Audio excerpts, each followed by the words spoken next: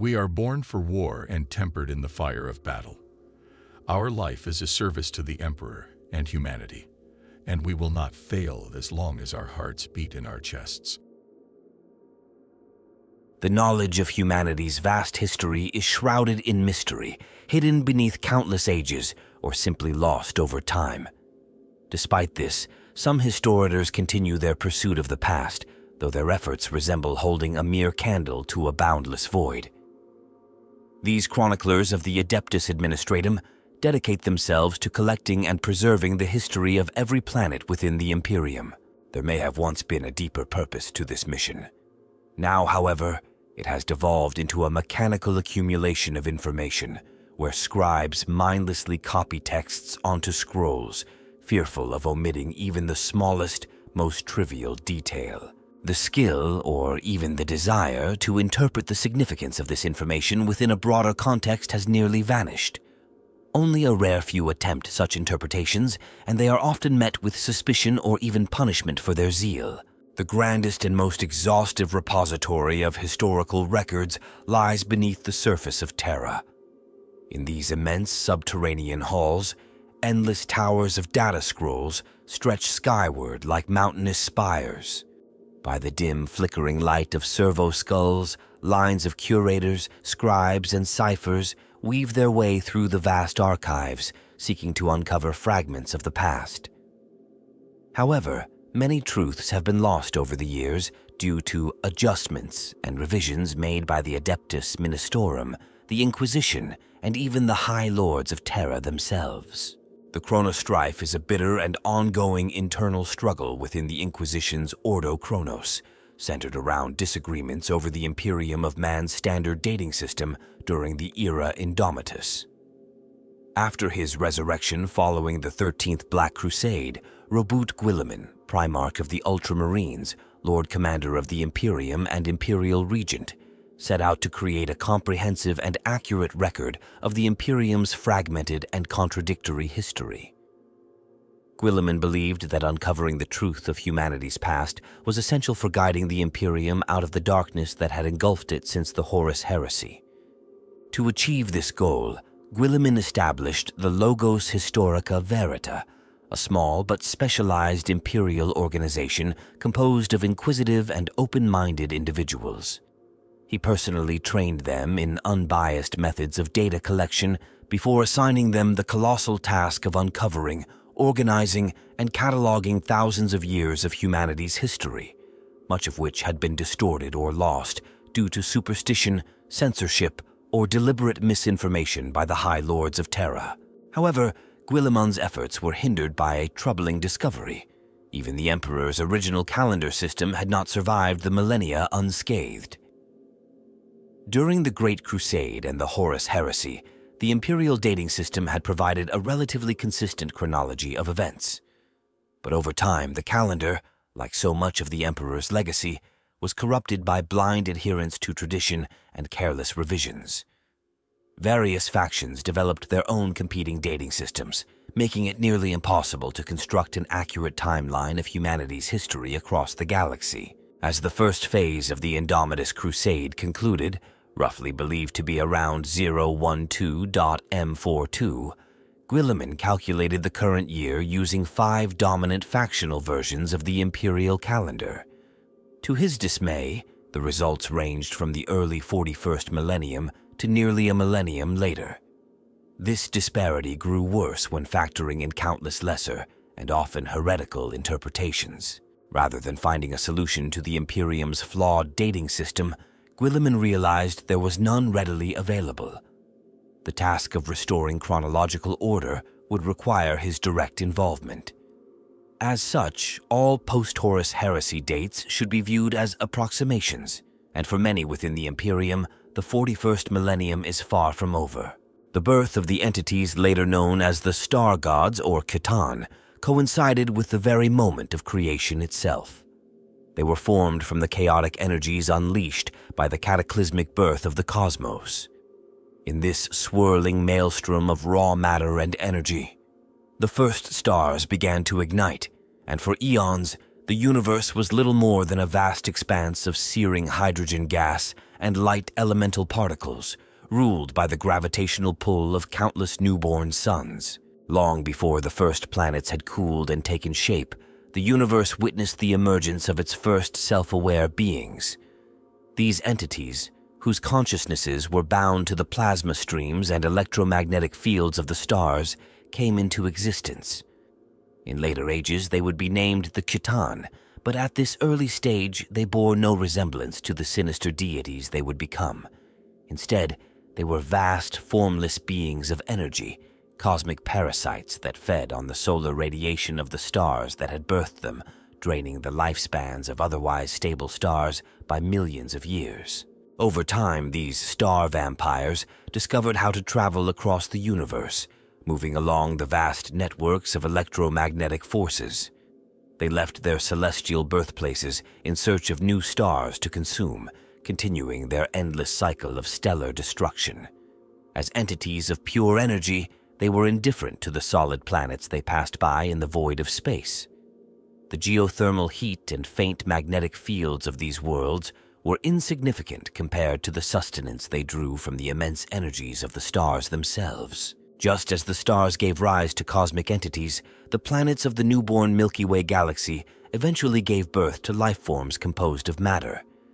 These life forms embarked on the long evolutionary path to self-awareness. The first known species to achieve a level of technological sophistication, advanced enough to traverse the stars, was a reptilian race later referred to by the Aeldari as the Old Ones, who understood them better than any of their later creations. The Old Ones were beings of immense, though slow and cold-blooded wisdom.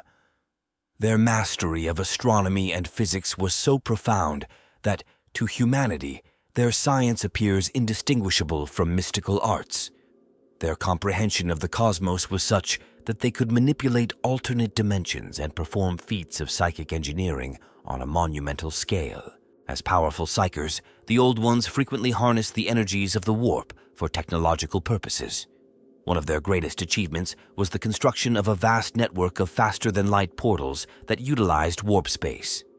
These gateways connected their colony worlds, enabling them to traverse the immense voids of space in a single step. This interdimensional transportation system was an ancestor of the modern webway, though it was far larger and more sophisticated. Through this extensive network, the Old Ones spread their creations to distant worlds across the galaxy. They valued all life and often seeded new species of intelligent beings while reshaping countless planets to fit their precise environmental standards. Some within the Adeptus Mechanicus speculate that even Terra itself may have felt the Old Ones' influence long before humanity became sentient. However, this idea is deemed heretical by the ecclesiarchy, as the Imperial Creed teaches that humanity was crafted in the image of the God Emperor, whose divine spirit later took physical form. The civilization of the Old Ones reached its zenith over 60 million standard years ago. They were responsible for the creation or genetic enhancement of many of the galaxy's intelligent species, including the Aeldari, the Krork, the predecessors of the Orcs, the Slan, and the Jokairo. However, it remains uncertain whether the Old Ones had any direct role in the evolutionary development of humanity. The humanoid species that would eventually become the Necrons began their existence under the harsh, unforgiving light of a deadly star in the Halo Stars region, billions of years before humanity emerged on Terra. Constantly bombarded by intense solar winds and deadly radiation, the flesh and blood Necrontyr became a somber, grim people plagued by short, fragile lives. What little is known by the Imperium suggests that their existence was marred by sickness, with their bodies succumbing early to cancers and other diseases caused by their star's lethal radiation.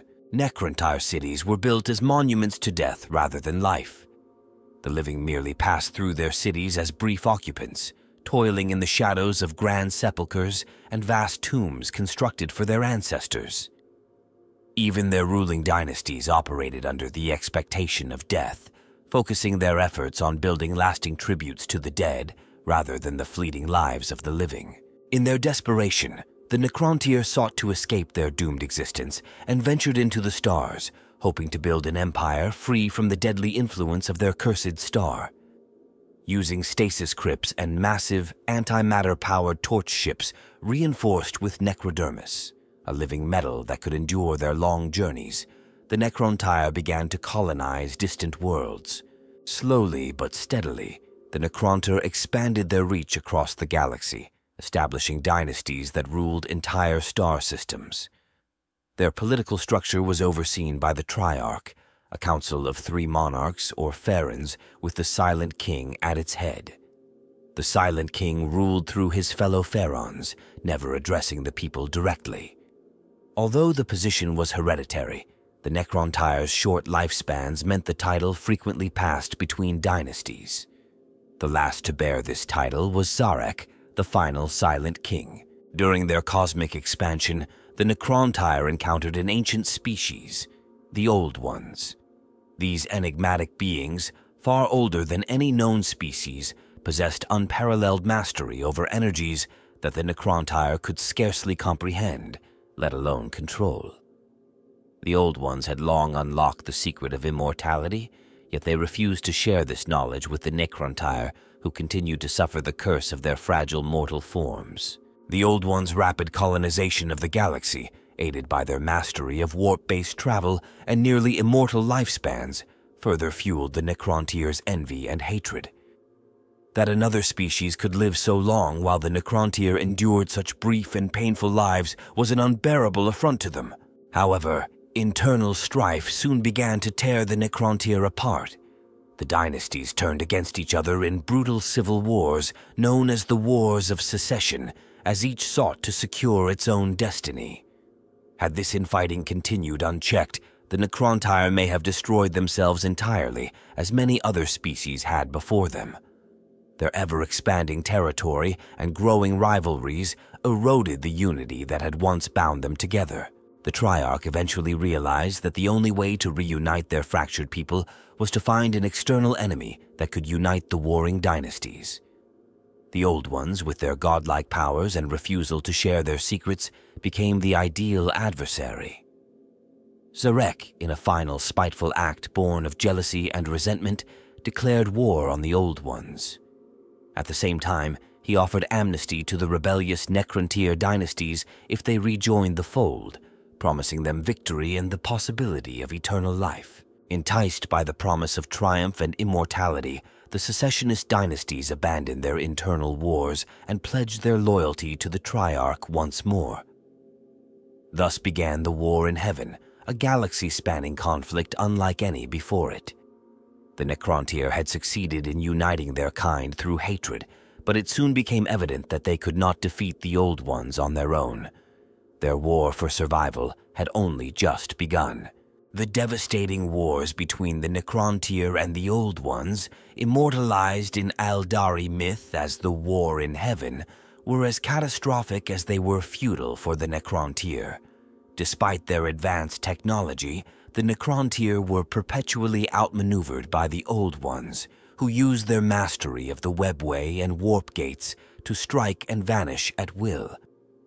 Slowly but surely, the Necrontyr were driven back to their irradiated homeworld in the Halo stars, reduced to little more than a lingering threat, exiled, diminished, and forgotten. The Necrontyr's bitter fury, however, only grew stronger during their long imprisonment, evolving into a profound hatred of all life and an unshakable resolve for vengeance. But as defeat loomed, the fragile unity of the Necrontyr crumbled once more. The shared hatred of the Old Ones was no longer enough to hold the dynasties together. Countless generations had lived and died in service to an unwinnable war, and many Necrontyr rulers wished for peace, though the Triarch forbade it. This unrest gave rise to a second wave of civil conflict, the renewed Wars of Secession, more destructive and widespread than the first. The Necrontyr were on the brink of annihilating themselves, and if the Old Ones had wished, they could have effortlessly finished their weakened foes. Desperate to salvage their civilization, the Triarchs sought a solution. Their prayers were answered, though the cost would prove unspeakable. During Zarek's reign as the Silent King, the Necrontyr made contact with the godlike beings of pure energy known as the Khitan. How this encounter occurred remains unclear, with conflicting accounts throughout history. The archives of Solemnas suggest the Khitan were discovered by chance during the exploration of a dying star. In contrast, the Book of Mournful Night from the Aeldari Black Library claims that the Necrontyr's hatred for the Old Ones resonated across the cosmos, serving as a beacon that drew the Khitan's attention.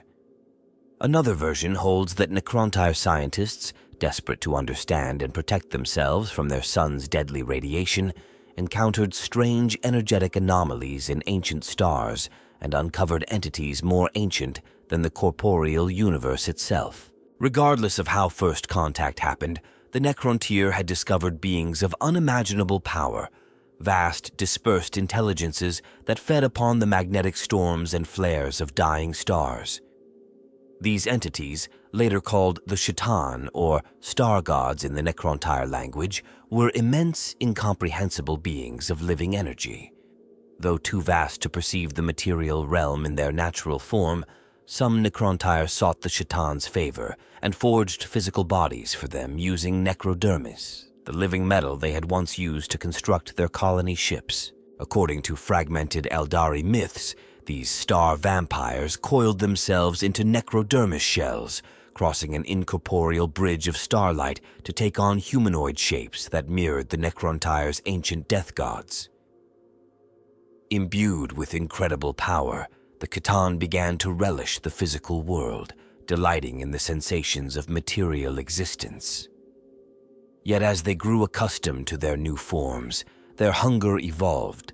No longer content to feed on the lifeless energies of the stars, they craved the electromagnetic life force of sentient beings, particularly the Necrontyr themselves. The first Khitan to approach the silent King Sarek was Mephetron, known as the Deceiver.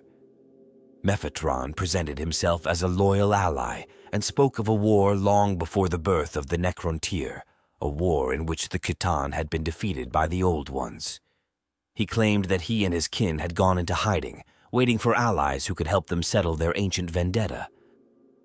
In return for their aid, the Khitan offered the Necrontyr the unity they so desperately sought and the immortality they had long desired. The Deceiver insisted that these gifts came with no price, only as rewards for worthy allies. Sarek, burdened by despair over the disunity of his people, was swayed by the Khitan's promises.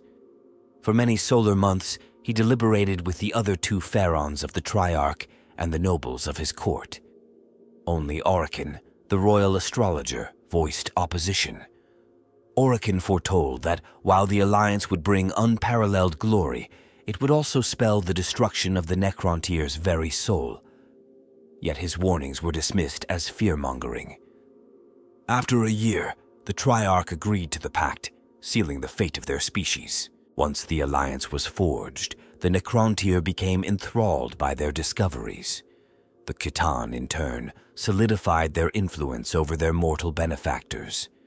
Clad in their necrodermis forms, the Khitan wielded powers that seemed divine. The Necrontyr began to worship them as true gods. However, the Khitan were not benevolent. Whether corrupted by the material universe or inherently malevolent, they proved cruel and tyrannical, reveling in their worship and feeding upon the life force of entire populations of mortal slaves. The Necrontyr had sought immortality and victory, but in their desperation, they had invited ruin. The star gods had risen, and their hunger would change the fate of the galaxy forever. Armed with weapons of unimaginable power and starships that could traverse the galaxy in an instant through quantum phase technology, the Necrontyr prepared to renew their war against the Old Ones. Yet the Khitan had one final gift for their mortal allies, a path to the immortality that the Necrontyr had craved for so long. Their frail, diseased flesh would be replaced by the living metal necrodermis that composed the physical bodies of the star gods themselves. Their organic shells would be discarded, consumed in the process, leaving them free from the weaknesses that had plagued their kind since their birth under a cruel star. With the pact sealed, the C'tan revealed the true nature of their promise, and the biotransference process began. Enormous biofoundries were built, and into these colossal furnaces the Necrontyr marched, bound by the terms of the deal made by the Silent King. The exact horrors endured during biotransference remain unknown, but it is certain that each Necrontyr was stripped of both flesh and soul, their essence transferred into cold, metallic necrodermis shells animated by the remnants of their former selves. Above the biofurnaces, the true ethereal forms of the C'tan circled and writhed, gorging themselves on the spiritual and electromagnetic remnants of an entire species. When Sarek emerged from the biotransference, he beheld the grim reality of his pact. Though his new body was impervious and far more powerful than his frail mortal form, it had come at a terrible cost. His soul had been devoured by the C'tan. As Sarek watched the star gods feast on the life force of his people, he felt a hollowness gnaw at his mind, a void that defied reason or explanation. Though his new form granted clarity and strength, the absence of his soul was undeniable. In that moment of dreadful clarity, he understood the full extent of his mistake. The Necrontyr as a people had ceased to exist, replaced by soulless, undying Necrons. Despite the terrible cost, biotransference had fulfilled the C'tan's promises. Every Necrontyr was now immortal, immune to age, disease, and the lethal radiation of their birth star. Only catastrophic damage could destroy their mechanical bodies completely. The process of biotransference also implanted command protocols within every Necron mind, ensuring their unwavering loyalty to Sarek. At first, the Silent King welcomed this unity, a relief from the turmoil and division that had once torn the Necrontyr apart. He held absolute command over his entire species, and it fell to him to honor the terrible bargain they had struck. Yet as time passed, the burden of control grew heavier. Sarek dared not release his hold over his people, fearing that their vengeance for his betrayal would be swift and merciless. For most Necrons, the transformation was accepted without question. Only the strongest-willed nobles and military leaders retained fragments of their former selves, clinging to some semblance of individuality. Yet even they were but echoes of who they once were, purged of the complexities that made them unique. Unlike Sarek, they did not mourn the loss of their souls. They reveled in their new eternal forms, free from death and decay, just as the C'tan had promised.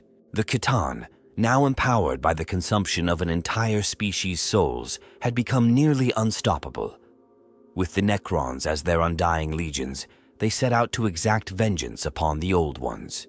The hatred that had once driven the Necrontyr burned even fiercer within their metallic forms, fueling their war against all sentient life. The Necron legions, clad in living metal, embarked on their crusade across the stars in their tomb ships, leaving destruction in their wake. Entire worlds burned as the Necrons advanced. The Old Ones, who once dominated the cosmos with their mastery of the warp, now faced the overwhelming might of the C'tan, who commanded the very fabric of the material universe. The ancient enemies of the Necrons suffered grievously as the galaxy was consumed by interstellar war. With the combined might of the C'tan and the Necrons, the Old Ones' defeat was inevitable. Glutted on the life force of the Necrontyr, the empowered star gods unleashed cataclysmic forces that defied comprehension. Planets were obliterated, suns extinguished, and entire star systems consumed by artificial black holes conjured by the C'tan's reality-warping powers.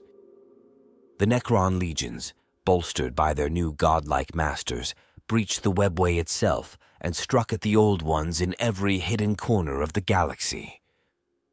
The ancient fortresses of the Old Ones' allies crumbled, and the Defender's life essence was harvested to satiate the insatiable hunger of the C'tan. One critical turning point in the war in heaven was the Necrons' ability to access the webway. The C'tan Niadrazath, known as the Burning One, longed to bring his searing fires into that dimension and revealed to the Necrons how to breach its barriers using constructs known as dolmen gates. portals of living stone that could penetrate the extra-dimensional labyrinth. This innovation turned the Old One's greatest advantage into a vulnerability, accelerating their defeat. However, dolmen gates were unstable compared to the natural webway portals scattered across the galaxy. The webway itself reacted violently to these breaches, sealing off compromised sections to prevent further contamination. Necron forces had to move swiftly through the shifting corridors before they were trapped and annihilated by the webway's self-repairing mechanisms. Though eons have passed since the Necrons first used the dolmen gates, their influence lingers. The webway, now fractured and labyrinthine, bears the scars of the Necrons' intrusion. Many dolmen gates were abandoned during the Necrons' Great Sleep, and countless others were destroyed by the Aeldari, who inherited the role of webway guardians. The few remaining dolmen gates offer limited access to the webway's vast network, much of which the Aeldari have sealed off to prevent further contamination. Even so, these remnants provide the Necrons with a means of travel that far surpasses the slower methods used by younger species. Without this access, the Necrons, bereft of psychers and warp travel, would once again be bound to slow stasis vessels, isolating them from the wider galaxy. Following their victories, the C'tan and their Necron legions ruled the galaxy with unchecked dominance. The last bastions of the Old Ones fell, and the sentient species they had nurtured became fodder for the C'tan's insatiable hunger. To the galaxy's younger races, the Necrons and their star gods were ruthless overlords, harvesting entire populations to feed the C'tan's appetites. Worship of the C'tan was enforced with terror, as these godlike beings demanded both adoration and fear. However, the C'tan's hunger for mortal life energies proved to be their downfall. As their greed and cruelty spiraled out of control, they turned on one another, driven by pride, sport, and spite. Aeldari legends speak of their laughing god, tricking the C'tan known as the Outsider into betraying his kin, triggering a brutal internal conflict. In the ensuing war among the C'tan, entire worlds were devastated, stars extinguished, and solar systems consumed by void-born anomalies. Vast cities built by millions of Necron slaves were reduced to dust as the C'tan vied for supremacy. Eventually, the red harvests of mortal life grew scarce, forcing the C'tan to prey upon one another. Star gods consumed their own kind, reducing their once countless numbers to a mere handful. Desperation gripped the Old Ones as they faced extinction. Known for their patience and resilience, even they faltered under the unrelenting Necron onslaught. Turning to genetic engineering, the Old Ones sought to create warrior species with powerful psychic connections to the warp, capable of wielding its energies as a defense against the Necrons and C'tan. Among their creations were the ancestors of the Aeldari, as well as numerous other xeno-species, such as the Rashan, the Knib, and the Krork, each designed as a potential weapon against the Necrons. Over the course of millennia, these experiments bore fruit, with the newly created species rising to oppose the Necrons. Yet even as these new defenders took their first steps, the galaxy continued to burn under the might of the Necron legions and the monstrous star gods they served. The Old Ones' genetically engineered, psychically empowered species spread rapidly across the galaxy, wielding warp-fueled sorcery against the Necrons' cold technological might. The psychic forces of the Imperium were devastating to the Necrons and the C'tan, as these soulless beings were bound entirely to the physical realm and composed of intricate electromagnetic patterns. Despite their ability to wield unimaginable cosmic energies, the C'tan were powerless to fully withstand the relentless advance of the Old Ones and their psychic creations. For the first time in millions of years, the remaining C'tan set aside their rivalries and united against this existential threat. They devised a plan known as the Great Warding, a monumental undertaking intended to sever the material universe from the warp entirely, cutting off the source of the psychic power that fueled the younger species. This plan resulted in the creation of massive pylons made of arcane materials, designed to stabilize reality and neutralize the influence of the warp. The remnants of this ancient endeavor could later be found on the fortress world of Cadia, where the network of pylons formed the Cadian Gate, a bastion of stability near the Eye of Terror. With their immense power, it was only a matter of time before the C'tan could have completed the Great Warding. Yet before their work reached fruition, the very weapons the Old Ones had forged to defend themselves against the Necrons sowed the seeds of disaster. The younger species, still immature and flawed, lacked the control needed to wield their vast psychic potential without consequence. The psychic energies they unleashed during the escalating conflict reverberated throughout the Imperium, twisting the previously formless sea of souls into a chaotic storm of emotion and destruction. As the war dragged on, the warp, once a place of relative calm, became a reflection of the carnage taking place in real space. War, pain, fear, and death bled into the Imperium, feeding and reshaping its primal energies. The psychic echoes of these emotions coalesced, giving rise to terrifying new entities, predatory beings born of pure psychic force, driven to consume the souls of the vulnerable. Ancient proto-entities that had existed in the warp since its earliest days were twisted and reforged by the immense psychic turmoil, evolving into the monstrous powers later known as the Chaos Gods. The emergence of these warp-born horrors signaled the birth of the realm of chaos. No longer a nebulous sea of unformed potential, the Imperium had become a realm of predatory forces, eternally hostile to the material world. The Great Warding was left incomplete as the rise of chaos disrupted the C'tan's efforts and unleashed devastation on a scale neither side had anticipated. The galaxy would never be the same, as a new and unrelenting force of destruction had entered the cosmic stage, reshaping the destinies of both the ancient and younger races forever. The denizens of the warp, driven into a frenzy by the devastation in the Materium, gathered hungrily at the fractures between the Immaterium and the physical realm, seeking every possible means to enter reality. In a desperate attempt to defend their remaining strongholds, the Old Ones created new genetically engineered warrior species. Among these were the Jokaro, known for their remarkable ability to mimic and manipulate advanced technology, and the Krork, massive green-skinned warriors who would one day evolve into the brutal orcs. However, despite their efforts, it was too late. The Old Ones' once mighty webway, a vast network of interdimensional pathways, was breached by the forces of the warp. Many of their warp gates fell, and some were deliberately destroyed by the Old Ones themselves in an attempt to stop the spreading corruption from reaching untainted worlds. Their greatest strongholds and places of power were overrun by horrors born from their own creation's unchecked psychic potential. The most devastating of these entities were the Enslavers, terrifying warp beings capable of seizing control of the minds of psychers and using them to open portals into the physical world. With every new breach, the number of Enslavers swelled. Entire populations of the younger species were subjugated, their psychers transformed into living gateways for the Enslavers' growing hordes. For the Old Ones, this marked the final blow. The Enslavers turned their own psychic defenders against them, and their once proud empire was consumed from within. The creation of the younger species had been meant to ensure the Old Ones' survival, but instead, it opened the floodgates to ruin. The galaxy, already devastated by the war in heaven between the Old Ones and the C'tan, now faced a new apocalypse as the Enslavers spread like a plague across worlds.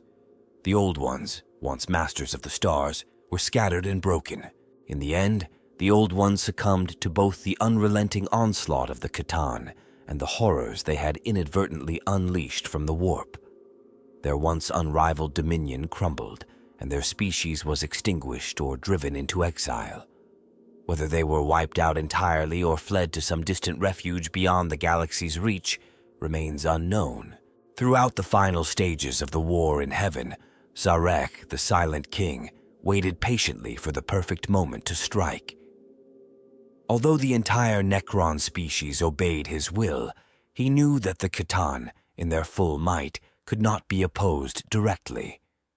Even if he managed to defeat them, the Necrons would be left to finish the war against the Old Ones and their psychic allies alone, a task that seemed impossible. The Old Ones had to be eradicated entirely before Sarek could turn against the Star Gods and hold them accountable for the horrors they had inflicted upon the Necrontyr. When the C'tan finally achieved their long-sought victory over the Old Ones, their triumph was fleeting. The Silent King, recognizing that the time had come, led the Necrons in a monumental revolt. The C'tan, blinded by their arrogance and overconfidence, failed to recognize the threat until it was too late. The Necrons unleashed weapons powered by the raw energies of the universe itself, hypercannons capable of slaying gods, designed by the Cryptex, the most brilliant minds of their civilization. These god-killing weapons unleashed forces so destructive that they tore the fabric of reality itself. The battles against the C'tan were so catastrophic that even the memory of them was fragmented, as causality buckled under the sheer power of the conflict. Fearing the consequences of such knowledge, Zarek ordered the memories of these devastating weapons erased from the minds of his warriors. However, the C'tan, being immortal beings woven into the fabric of the cosmos, could not be completely destroyed. Instead, each C'tan was shattered into thousands of smaller fragments, each shard containing a fraction of the original entity's immense power and personality. This, however, was exactly what Zarek had intended. Knowing the C'tan's total annihilation was impossible, he had planned to break them and imprison their essence. The Necrons constructed multidimensional tesseract labyrinths, arcane constructs capable of containing the fragmented shards of the C'tan, trapping them as securely as mythical Terran gin locked in bottles. With these imprisonments, the once unstoppable star gods were rendered helpless, their power harnessed and contained. The rebellion, though victorious, came at an immense cost. Millions of Necrons were annihilated during the uprising, and all members of the Triarch were lost, save for Sarek himself. Despite the heavy toll, the Necrons had finally reclaimed control over their fate. No longer slaves to the star gods, they stood once more as masters of their own destiny. The Necrons believed themselves vindicated in their pursuit of science and mastery over the physical universe. They took grim satisfaction in witnessing the downfall of the Old Ones, whose over-reliance on psychic power had led to their undoing, as well as the end of the C'tan's tyrannical dominion over their species. Yet despite their victories, Zarek, the Silent King, saw with clarity that the Necrons' time in the galaxy had come to an end, at least for now. The galaxy was ravaged, and intelligent life had been devastated by the Enslaver plague. The Silent King resolved to let the Psyker Scourge burn itself out, reducing the galaxy to a lifeless expanse where, in time, simpler and more controllable life forms would emerge. Zarek also foresaw that the mantle of galactic power would soon pass to the Aeldari, a psychically potent species that had fought alongside the Old Ones during the war in heaven and harbored an undying hatred for the Necrons. Though the Old Ones had perished, their Aeldari heirs had survived, and the weakened Necron dynasties, drained by the war and their rebellion against the C'tan, could not stand against the Aeldari's inevitable rise. However, the Silent King knew that time was not on the side of the Aeldari. As mortal beings bound to the limitations of flesh, their era of dominance would pass, as all such epics do. It might take millions of years, but the Necrons, eternal and undying, would endure long after the Aeldari's power had crumbled. With this in mind, Zarek ordered the transformation of Necron cities into vast tomb complexes filled with stasis crypts.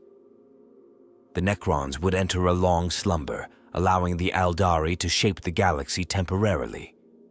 They were but fleeting mortals compared to the undying Necrons.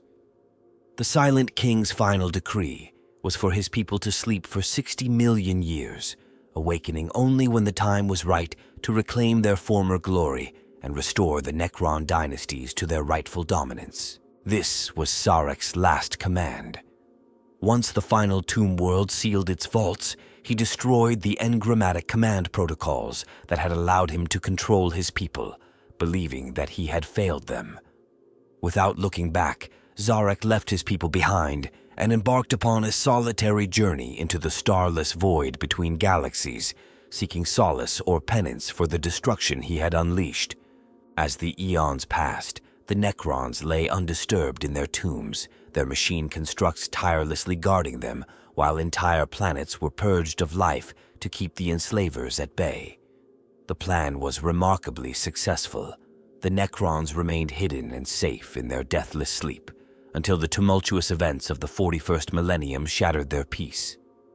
The Imperium of Man, ignorant of the dangers they were awakening, disturbed the slumbering tomb worlds, and the Necrons rose once more to plague the stars. To their astonishment, the galaxy they awakened to was teeming with life.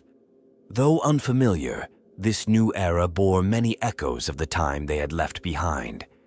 Civilizations clashed in endless war, and psychers, symbols of the disaster the Necrons despised, were more numerous than ever.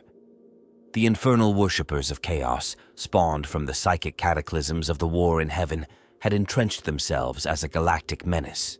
For the Necrons, reclaiming the galaxy would be a slow and arduous process.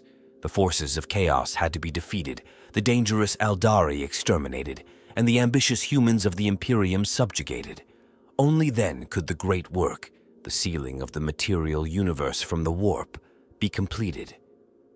This task, though daunting, was within their grasp, for the Necrons' technology remained unmatched, and their patience was limitless. For millions of years after the Necrons and the fragmented Satan shards retreated into hibernation within their tomb worlds, the galaxy began to heal from the devastation of the Asterisk Red Harvest's asterisk. The shattered populations of the surviving intelligent species gradually recovered, and in time, the Aeldari emerged as the most dominant civilization. Their star-spanning empire reached its zenith, with its core territories located in the region that would one day become the warp rift known as the Eye of Terror. Meanwhile, on a distant planet later known as Terra, an intelligent mammalian humanoid species, humanity, began its slow ascent. Roughly 40,000 years ago, humans began to rise to prominence, advancing from their primitive origins to a technologically sophisticated species capable of exploring space. This era of human history, known as the Age of Terra or the Age of Progress, marked humanity's emergence as a spacefaring civilization. During this time, humans colonized the terraformable worlds of their solar system and gradually expanded to nearby star systems using massive sublight starships. The period of early interstellar expansion is often referred to as the Stellar Exodus, though much of its history remains poorly understood. It is believed to have encompassed humanity's first major ventures into the wider galaxy and the establishment of the earliest extrasolar human colonies. These events are thought to have begun sometime during the mid to late 3rd millennium and continued for thousands of years. The Stellar Exodus eventually transitioned into the era known as the Dark Age of Technology, which began around the 15th millennium AD. During this earlier phase of exploration, humanity had no knowledge of the immaterium or warp-based travel. As a result, early human settlers relied on slow-moving generation ships or cryogenic hibernation to survive the immense journeys between the stars. This limited their expansion but laid the groundwork for the human dominion that would later reshape the galaxy. The Age of Technology, often referred to as the Dark Age of Technology by imperial historians, remains shrouded in mystery. This era, which spanned from the 15th to the 25th millennium, saw humanity achieve technological heights never matched since. During this time, the first psychic mutants known as navigators emerged, either naturally or through genetic engineering. Their abilities, combined with the invention of the warp drive, enabled humanity to travel faster than light by navigating the treacherous hyperdimensional realm of the immaterium, commonly referred to as the warp. Long before the Emperor's rise and the birth of the Imperium, humanity's ambition led to the colonization of distant star systems, driven by a desire to expand their burgeoning interstellar empire. Massive colonization ships carried settlers to distant worlds, bringing with them everything necessary to establish self-sufficient colonies. The first night worlds were established during the early days of the Age of Technology, before warp drive technology was perfected in the 18th millennium. Scouts from Old Earth sought out planets rich in resources to serve as agricultural worlds or mining hubs to fuel humanity's rapid expansion. These night worlds, isolated yet vital, had already existed for millennia when the Imperium was born in the 30th millennium. Settling these distant worlds required immense effort. Sublight generation ships, known as Long March fleets, were dispatched to promising planets. These voyages often lasted for decades, carrying thousands of settlers who knew they would never return to Terra. Upon arrival, the colonists would dismantle their ships for building materials to construct their first settlements, for there was no turning back. The hardships faced by these settlers were severe.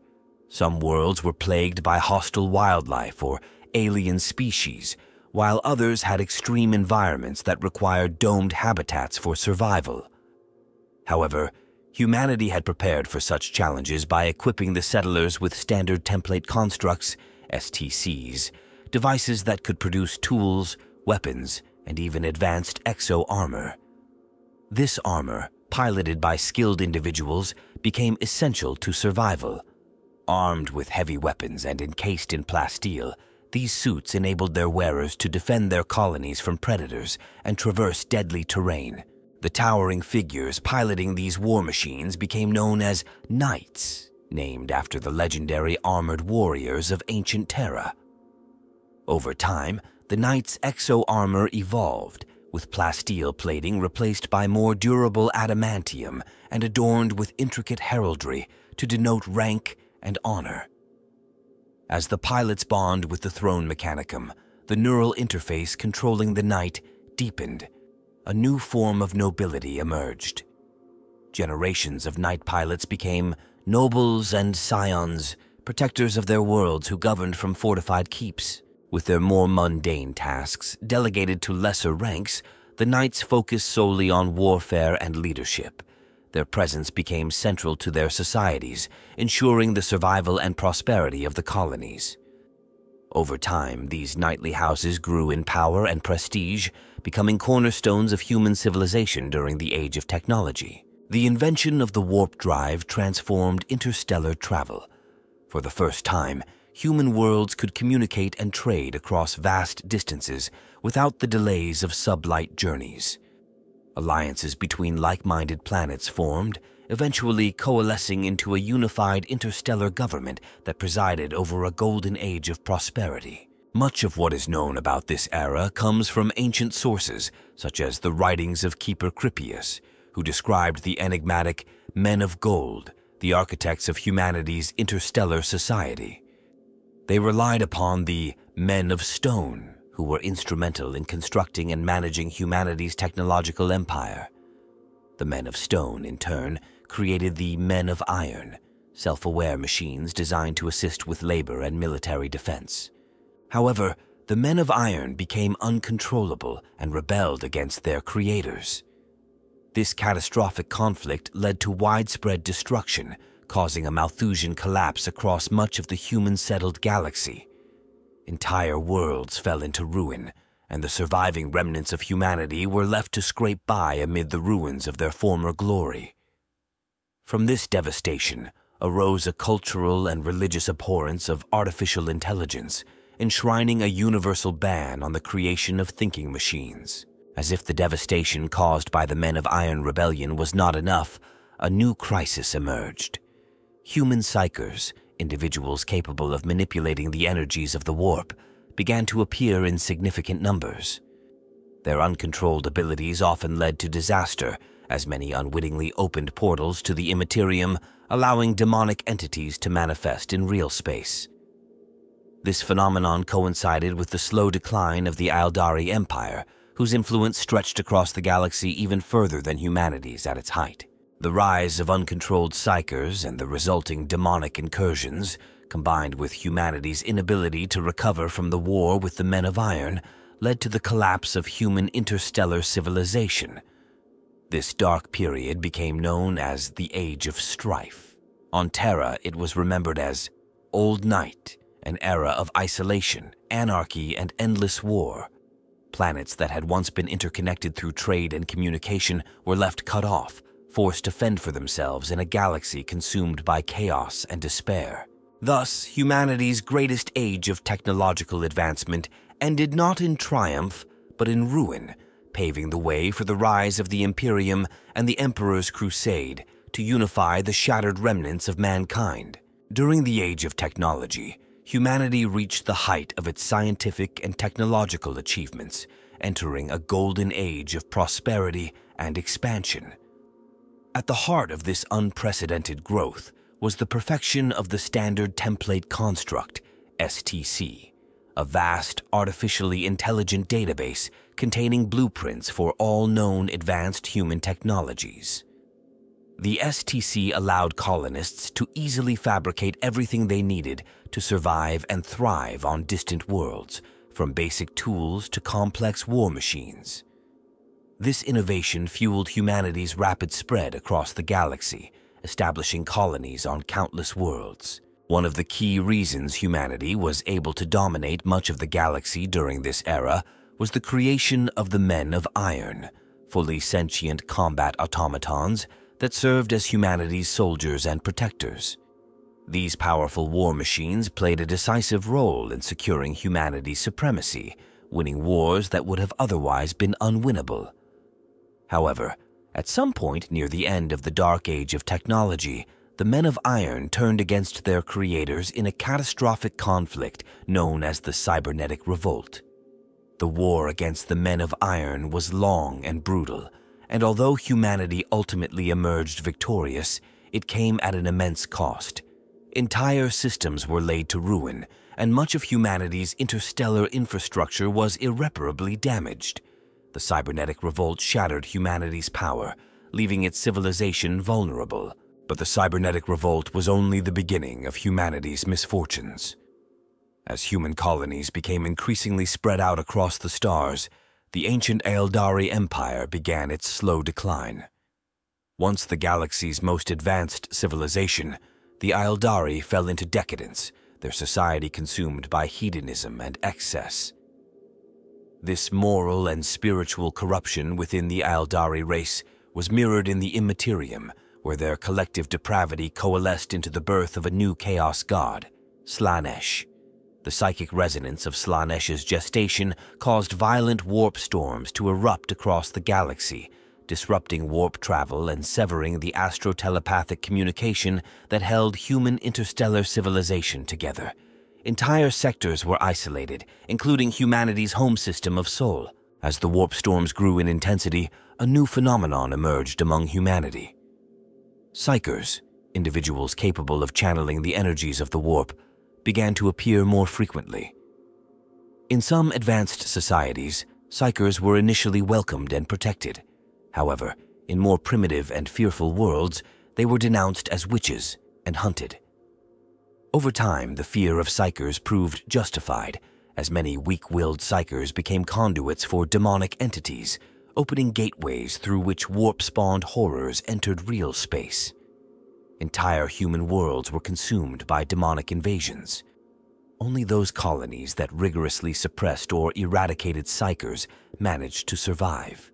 The Age of Strife followed the collapse of the Age of Technology, plunging humanity into an era of unparalleled chaos and suffering. Civil war erupted across countless worlds as humanity's empire fragmented into isolated warring factions. Demonic possession, mass hysteria, and internecine conflict became the norm. The advanced weaponry of the Golden Age was unleashed indiscriminately, rendering once thriving worlds into irradiated wastelands.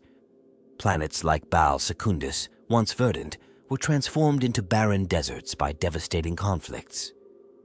Humanity's isolated colonies also became easy prey for alien species, most notably the orcs, who thrived on the destruction and anarchy. In only a few short millennia, the once galaxy-spanning human civilization was brought to its knees, reduced to scattered, isolated worlds struggling to survive. The Age of Strife lasted for nearly 5,000 years, a period marked by war, genocide, and terror. Entire generations knew only suffering and despair. By the end of this dark age, little information about the events that had transpired survived. All that remained were fragmented tales of devastation and hardship passed down through oral tradition and scattered records. Humanity's golden age had fallen into ruin, and it would take the arrival of the Emperor and his great crusade to bring unity to the scattered remnants of mankind and reclaim the stars from darkness. Before the catastrophic fall, the Aeldari were the galaxy's most advanced and powerful species, mastering both psychic abilities and sophisticated technology. Their achievements had eliminated the need for physical labor, providing an existence of ease and luxury. Yet this prosperity led to apathy, boredom, and eventual decadence. By the 25th millennium, many Aeldari had joined pleasure cults dedicated to the pursuit of hedonistic excess, indulging in every conceivable desire without restraint. Despite dire warnings from the Aeldari seers of impending doom, the Empire's leadership collapsed under the weight of moral decay. In the heart of Aeldari cities, death and destruction became rituals of excess, with predator and prey locked in savage hunts that claimed millions of lives. Yet not all Aeldari succumbed.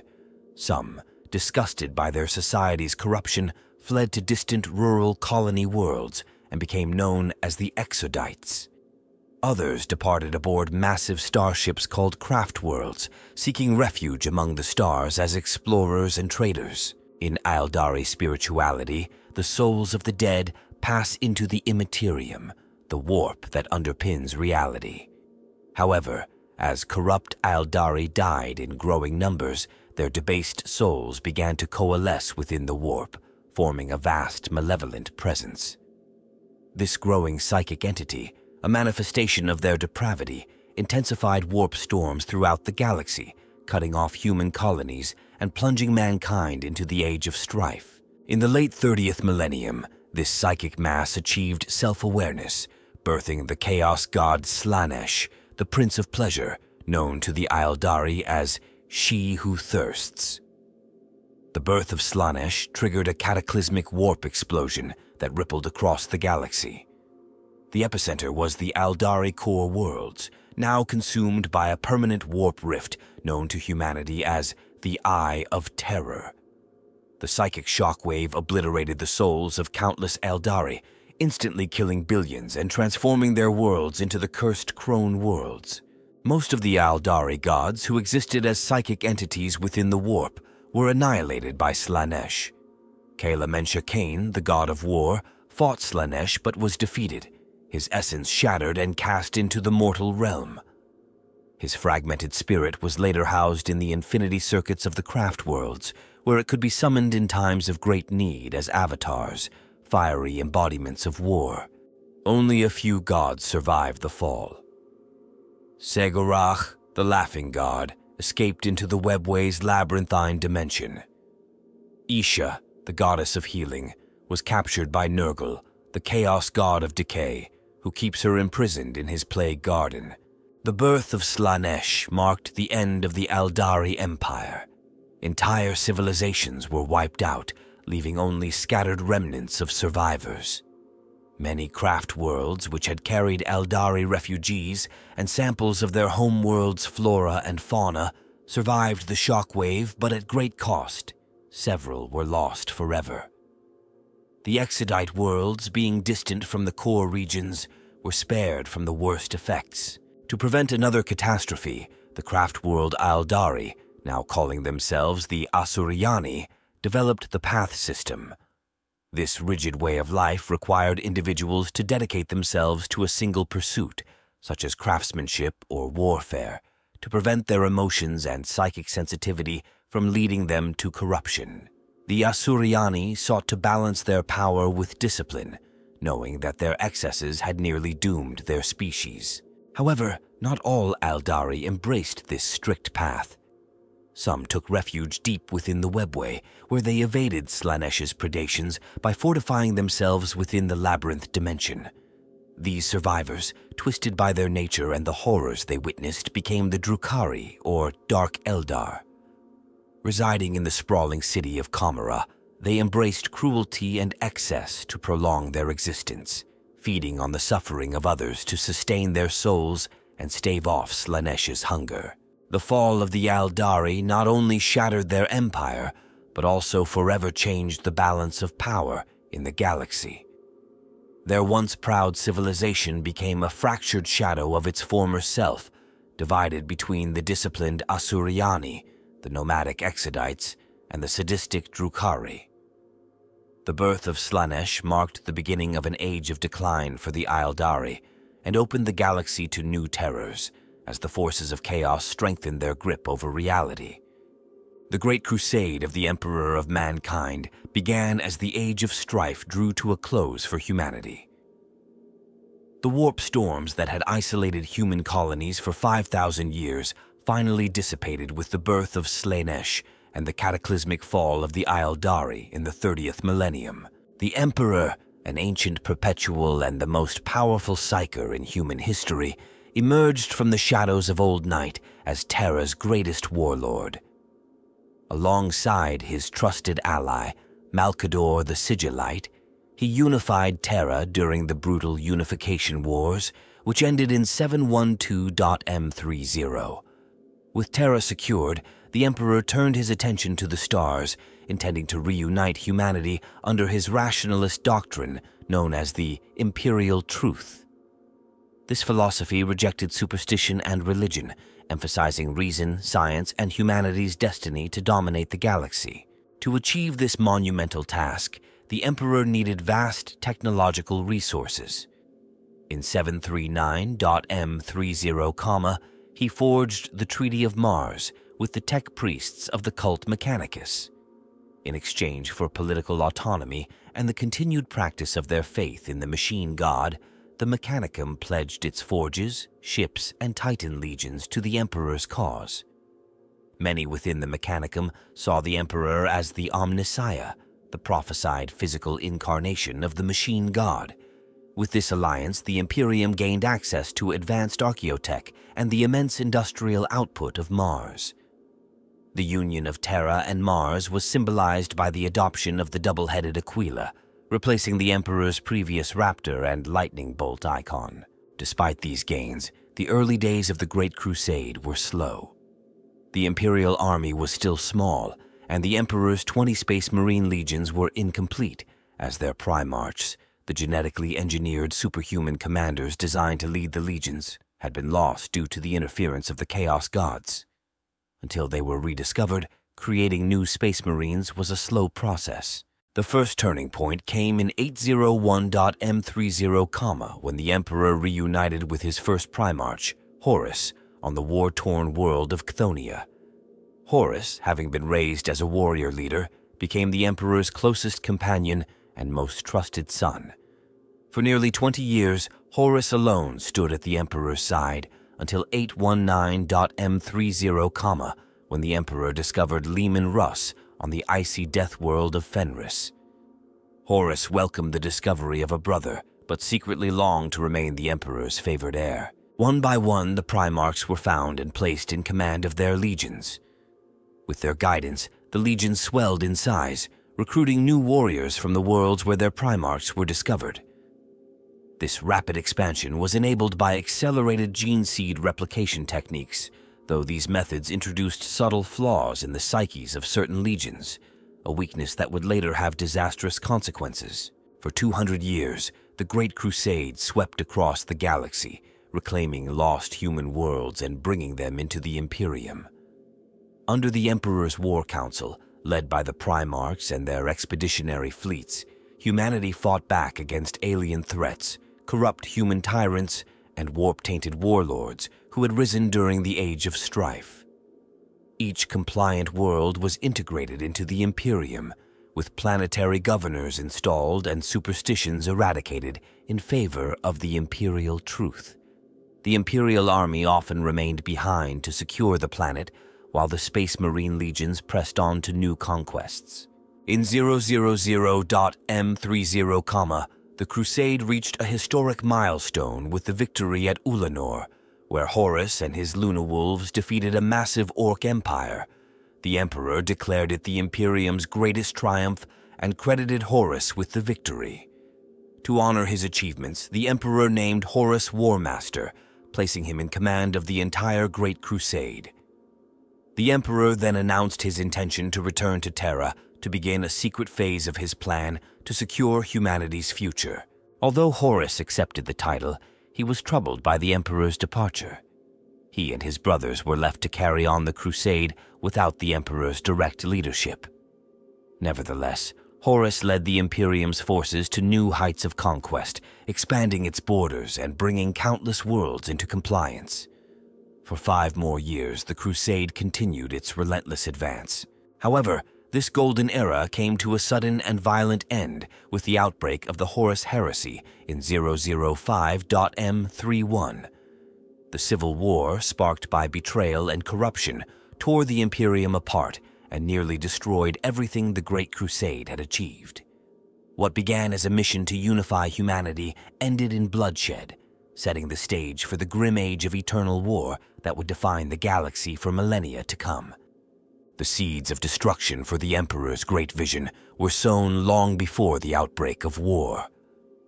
Lorgar Aurelian, Primarch of the Word-Bearers Legion, secretly embraced the dark gods of the Warp after a profound and humiliating reprimand from the Emperor. Lorgar, who revered the Emperor as a divine being, had built an entire creed around his worship.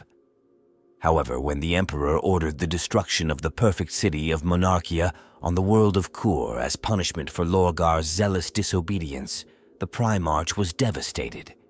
His faith shattered, Lorgar set out on a pilgrimage to uncover what he believed to be the true source of divinity in the universe. This quest led him and the Word-Bearers to the Eye of Terror, where Lorgar encountered the Chaos Gods. Seeing them as beings of true power and divinity, he pledged his loyalty to their vision of uniting real space and the Warp. Over the next 4 decades, Lorgar orchestrated a grand scheme to bring his brothers into the service of chaos. His most crucial target was the War Master Horus, the Emperor's most trusted son. Lorgar's plan came to fruition when he arranged for Horus to visit the primitive world of Davin. There, the War Master was mortally wounded by a chaos-tainted blade wielded by a treacherous warlord. With Horus's life hanging by a thread, his loyal Astartes brought him to the Serpent Lodge, a temple of chaos cultists, in a desperate bid to save him. The ritual that followed, overseen by Erebus, first chaplain of the Word-Bearers, cast Horus's spirit into the Warp.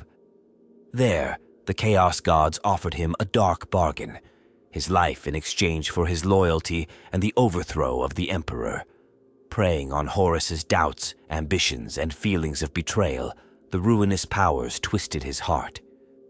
When Horus awoke, fully healed, he had pledged himself to the service of chaos.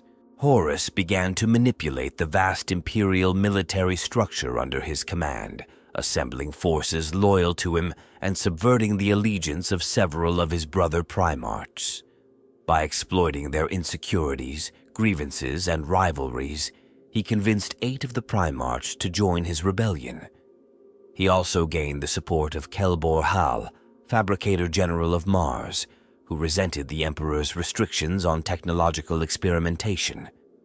Kelbor Hal's defection split the Mechanicum, giving rise to the Dark Mechanicum, whose adepts embraced forbidden technologies and warp sorcery. In 005.M31, the Horus Heresy began in earnest on the world of Istvan III. Horus used the pretense of quelling a rebellion to deploy loyalist elements of his own legion and those of his allies to the planet's surface. Once the loyalist forces were engaged, Horus ordered an orbital bombardment of virus bombs, intending to exterminate them. However, some loyalist space marines had forewarning of the betrayal and managed to survive. The ensuing battle for Istvan III dragged on for weeks as Horus's forces launched a brutal urban assault to finish off their former comrades. Meanwhile, a contingent of loyalist Death Guard aboard the frigate Eisenstein fled into the Warp with news of Horus's treachery, hoping to warn the Emperor. Following the Istvan III atrocity, Horus fortified his position at Istvan V, expecting a swift Imperial counterattack. The Emperor, through Rogel Dorn, dispatched a force of 7 legions to confront Horus. However, unbeknownst to the Loyalists, 4 of these legions had already pledged allegiance to the War Master. When the Loyalist forces landed on Istvan V, the traitor legions turned on their unsuspecting comrades in an event known as the Drop Site Massacre. The betrayal decimated the 3 Loyalist legions, shattering their forces and bolstering Horus's strength. With the Drop Site Massacre, Horus gained the momentum he needed to march on Terra. For 7 years, the galaxy burned as the Civil War raged. Trillions perished as worlds were devastated by battles between Loyalist and traitor forces. In 014.M31, the war culminated in the Siege of Terra. Horus's combined forces laid waste to the Sol system and besieged the Imperial Palace for 55 brutal days. The defense was led by Rogel Dorn and his Imperial Fists, alongside Sanguinius and his Blood Angels, and Jagatai Khan and his White Scars. Despite their valor, the palace's walls were on the verge of collapse. In the final hours of the siege, the Emperor teleported aboard Horus's flagship, Vengeful Spirit, with a strike team of his most loyal warriors, including Sanguinius and Rogel Dorn. Sanguinius encountered Horus first and, despite his strength, was slain after a heroic struggle. The Emperor then confronted Horus in a climactic duel. Empowered by the Chaos Gods, Horus was stronger than ever, but the Emperor, despite his grievous wounds, unleashed the full force of his psychic might. In a final sorrowful act, the Emperor annihilated Horus's soul, ensuring that he could never be resurrected by the Chaos Gods. With Horus dead, the traitor forces lost their cohesion. Loyalist reinforcements led by Robut Guilliman arrived, forcing the surviving traitor legions and the Dark Mechanicum to retreat into the Eye of Terror. The Emperor, however, had paid a terrible price. Mortally wounded, he was placed within the Golden Throne, a life support device that kept his body alive and anchored his consciousness to real space. From there, he continued to guide humanity through the Astronomicon, the psychic beacon vital for interstellar navigation. The heresy left the Imperium in ruins, but it had survived. Yet even as the traitor legions fled, new threats loomed on the galactic horizon. The battle for the Pharos beacon on Sotha had drawn the attention of an ancient and hungry force, the Tyranids.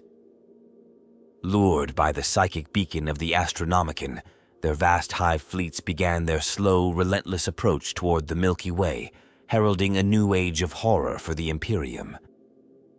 The echoes of the Horus Heresy would continue to shape the galaxy for millennia, as the Imperium stood as both a beacon of hope and a monument to tragedy. The Great Scouring was the Imperium of man's relentless counteroffensive against the traitor legions and their allies, launched in the immediate aftermath of the Horus Heresy. Following the death of Horus and the failure of his forces to capture Terra during the climactic siege of the Imperial Palace, in 014.M31, the surviving traitors fled before the wrath of the vengeful Imperium. Led by Robut Guilliman, the Primarch of the Ultramarines and newly appointed Imperial Regent, the Loyalist forces pursued the traitors across the stars, determined to purge the galaxy of their corruption. The Emperor, though mortally wounded and confined to the Golden Throne, had pronounced his final judgment upon the traitors before his physical form was bound to the life support mechanisms. He declared the traitor legions and their allies excommunicate traitoris, forever cast out from the Imperium. He decreed that they must be driven into the Eye of Terror, the warp storm that had swallowed the core worlds of the Aeldari Empire, and be imprisoned within its hellish boundaries for all eternity. Imperial records of the traitor legions were to be expunged to erase their memory from history, as though they had never existed. The Loyalists sought to cleanse the Imperium of all traces of the traitors. Worlds such as Istvan V, where betrayal had reshaped the course of galactic history, were scoured of life to purge them of chaos's stain. The homeworlds of the traitor legions suffered the same fate. The Dark Mechanicum's forges, chaos-tainted Titan legions, night houses, and traitor elements of the Imperial army and navy were destroyed or hunted down and driven into the warp. Despite their initial rout, many traitors managed to escape. Some fled to the Eye of Terror, finding refuge among its twisted realms, while others vanished into unexplored regions of space or retreated to other warp rifts like the Maelstrom. The Great Scouring was a long and grueling conflict, lasting for many solar decades as loyalist forces pursued and fought their treacherous former comrades across the galaxy. Entire star systems corrupted by chaos were purged by fire, their populations exterminated to prevent further spread of heresy. These cleansed systems were placed under the vigilant watch of the newly formed Inquisition, an organization dedicated to rooting out corruption and ensuring that chaos could never again rise unchecked. Yet the scars of betrayal ran deep, and the Emperor's dream of an age of reason and enlightenment was irrevocably shattered. In place of the imperial truth, the Imperium became a grim bastion of repression, superstition, and zealotry, clinging desperately to survival in a hostile galaxy. The Great Scouring marked the end of the hope for unity and progress that had defined the Great Crusade and ushered in the age of the Imperium, 10 millennia of constant war and decline. Though the traitors were driven into the Eye of Terror, their threat was far from ended. The memory of the heresy and the horrors of the Great Scouring became a grim reminder of the Imperium's fragility and the ever-present danger posed by chaos and treachery within. The galaxy would never again know peace, for the Imperium was now a realm built not on dreams of enlightenment, but on survival against an endless tide of darkness. In the aftermath of the Horus Heresy, and amid the grueling campaigns of the Great Scouring, the Second Founding marked a pivotal reformation of the Imperium's military forces. Under the leadership of Robert Guilliman, Primarch of the Ultramarines and author of the Codex Astartes, the remaining 9 loyalist Space Marine legions were disbanded and restructured into smaller, more manageable units known as chapters. Each chapter was limited to 1,000 Astartes, as dictated by the Codex, to prevent any future leader from amassing the overwhelming power of an entire legion and threatening the stability of the Imperium as Horus had. The Codex Astartes served as a comprehensive guide that detailed the organization, structure, training, and military doctrine of a chapter of Space Marines. It introduced strict regulations governing how chapters were to operate, outlining everything from battlefield tactics and logistics to heraldry and recruitment. This restructuring transformed the Adeptus Astartes into a rapid deployment and planetary assault force rather than a standing frontline army, reinforcing their role as elite shock troops called upon to strike where the Imperium's need was greatest. Some of the newly formed chapters retained the names, symbols, and traditions of their parent legions. Notable examples included the Ultramarines, Imperial Fists, and White Scars. Others adopted new names and heraldry, creating distinct identities over time and developing their own cultures, beliefs, and practices. These Second Founding chapters, such as the Crimson Fists, Black Templars, and Nova Marines, often traced their lineage and honor back to their Primarchs and original legions, proudly continuing their legacy in service to the Imperium. The Second Founding not only dispersed the power of the Space Marines, but also strengthened the Imperium by increasing the number of independent, highly mobile chapters that could respond to threats across the galaxy. However, while the reforms helped safeguard against internal betrayal, they could not erase the deep scars left by the Horus Heresy. Each chapter carries the burden of that dark history, driven by a zealous determination to prevent the Imperium from falling into ruin again. The Adeptus Astartes, though divided into many chapters, remained united in their ultimate purpose, to defend humanity and uphold the legacy of the Emperor in an era defined by unending war.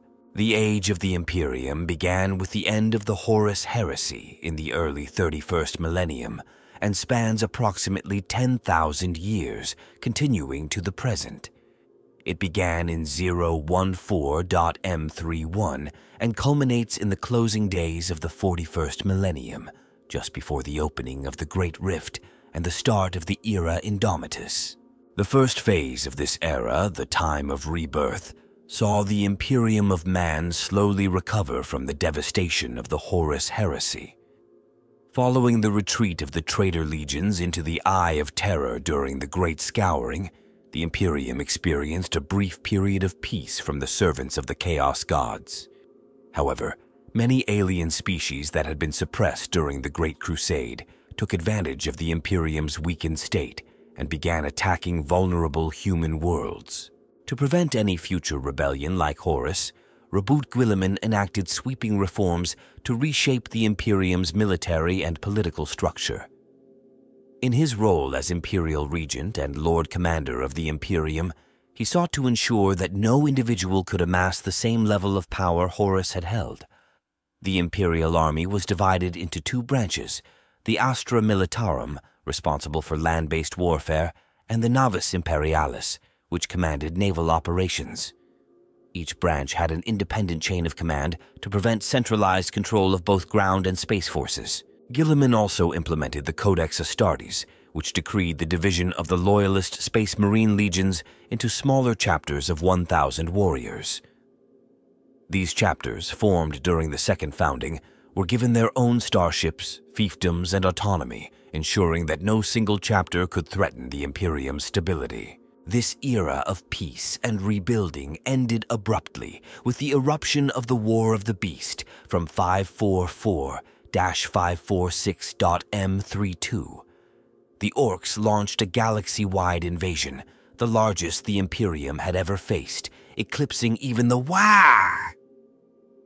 Defeated by the Emperor and Horus during the Ulanor Crusade, entire sectors fell as the Greenskins sought to conquer the galaxy in a wave of destruction.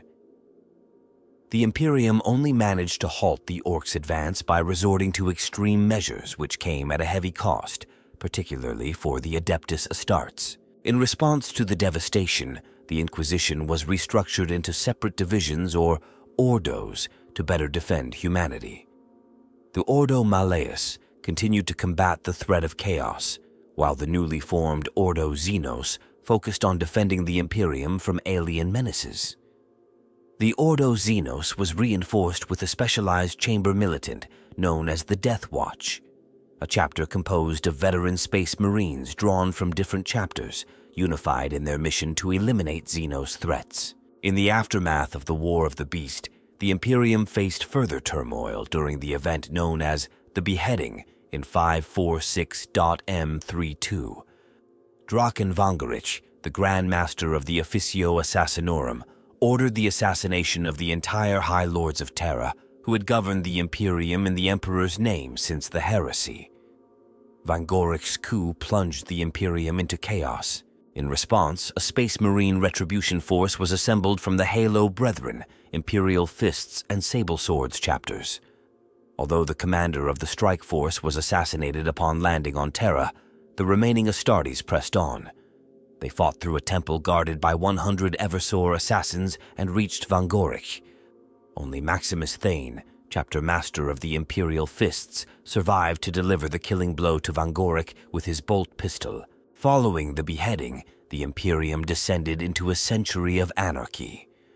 Order was only restored when 50 chapters of the Adeptus Astartes, led by Agnathio, chapter master of the Ultramarines, intervened on Terra. Together with his fellow chapter masters, Agnathio appointed 12 new High Lords of Terra in a single session of the Senatorum Imperialis, stabilizing the Imperium once more. The age of the Imperium, forged in the crucible of war and rebellion, continued as an era defined by vigilance, sacrifice, and unending conflict. The scars of betrayal remained fresh, shaping an Imperium driven by duty and the desperate need to survive in a galaxy rife with war, darkness, and ruin.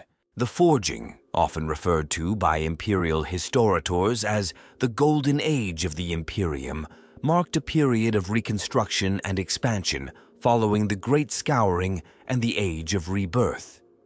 During this time, the Adeptus Terra brought many human-settled star systems under Imperial control, including those that had been overlooked or unreachable during the Great Crusade. The Imperium's borders expanded as new worlds were reclaimed, and internal stability was strengthened by the establishment of astropathic choirs on countless planets. Key astropath hubs were constructed on heavily fortified worlds like Armageddon, Baka, and Macragge, ensuring a reliable network of superluminal communication across vast distances. Technological stagnation, which had begun during the Age of Strife and worsened after the Heresy, slowed during this era due to the rediscovery of valuable standard template construct (STC) fragments in the Cana system. This find revitalized segments of the Imperium's technological and economic infrastructure, aiding in its expansion and defense against chaos, renegades, heretics, and alien threats. The Emperor's veneration reached new heights as many imperial cults arose, worshipping him as the one true god of humanity. These disparate cults were gradually unified under the Temple of the Savior Emperor, a centralized faith that became known as the Adeptus Ministorum or Ecclesiarchy. By the mid-32 and millennium, the Ecclesiarchy had grown so influential that its leader, the Ecclesiarch, was granted a permanent seat among the High Lords of Terra. In 646.M32, Chapter Master Ignacio of the Ultramarines led over 50 Adeptus Astartes, chapters to Terra, in a demonstration of unity and resolve. This unprecedented gathering ended the political infighting that had plagued the Senatorum Imperialis since the beheading.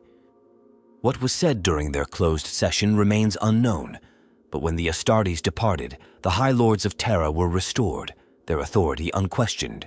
The latter years of M32 and early M33 were marked by several enigmatic and catastrophic events.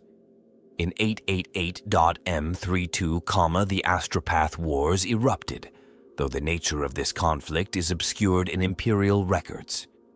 2 decades later, in 910.M32, another mysterious crisis known as the Firestorm unfolded, with little surviving documentation. During the 33rd millennium, the Adeptus Ministorum exerted its growing political power during the War of the Confessor, a brutal conflict that expanded the Ecclesiarchy's holdings, particularly on key shrine worlds. In 265.M33, Admiral Usurs of the Imperial Navy was exiled due to his ambition. Rather than face execution, he was sent on an exploratory mission beyond the galaxy's rim. His astropathic reports detailed the discovery of new star systems for 2 decades before falling silent.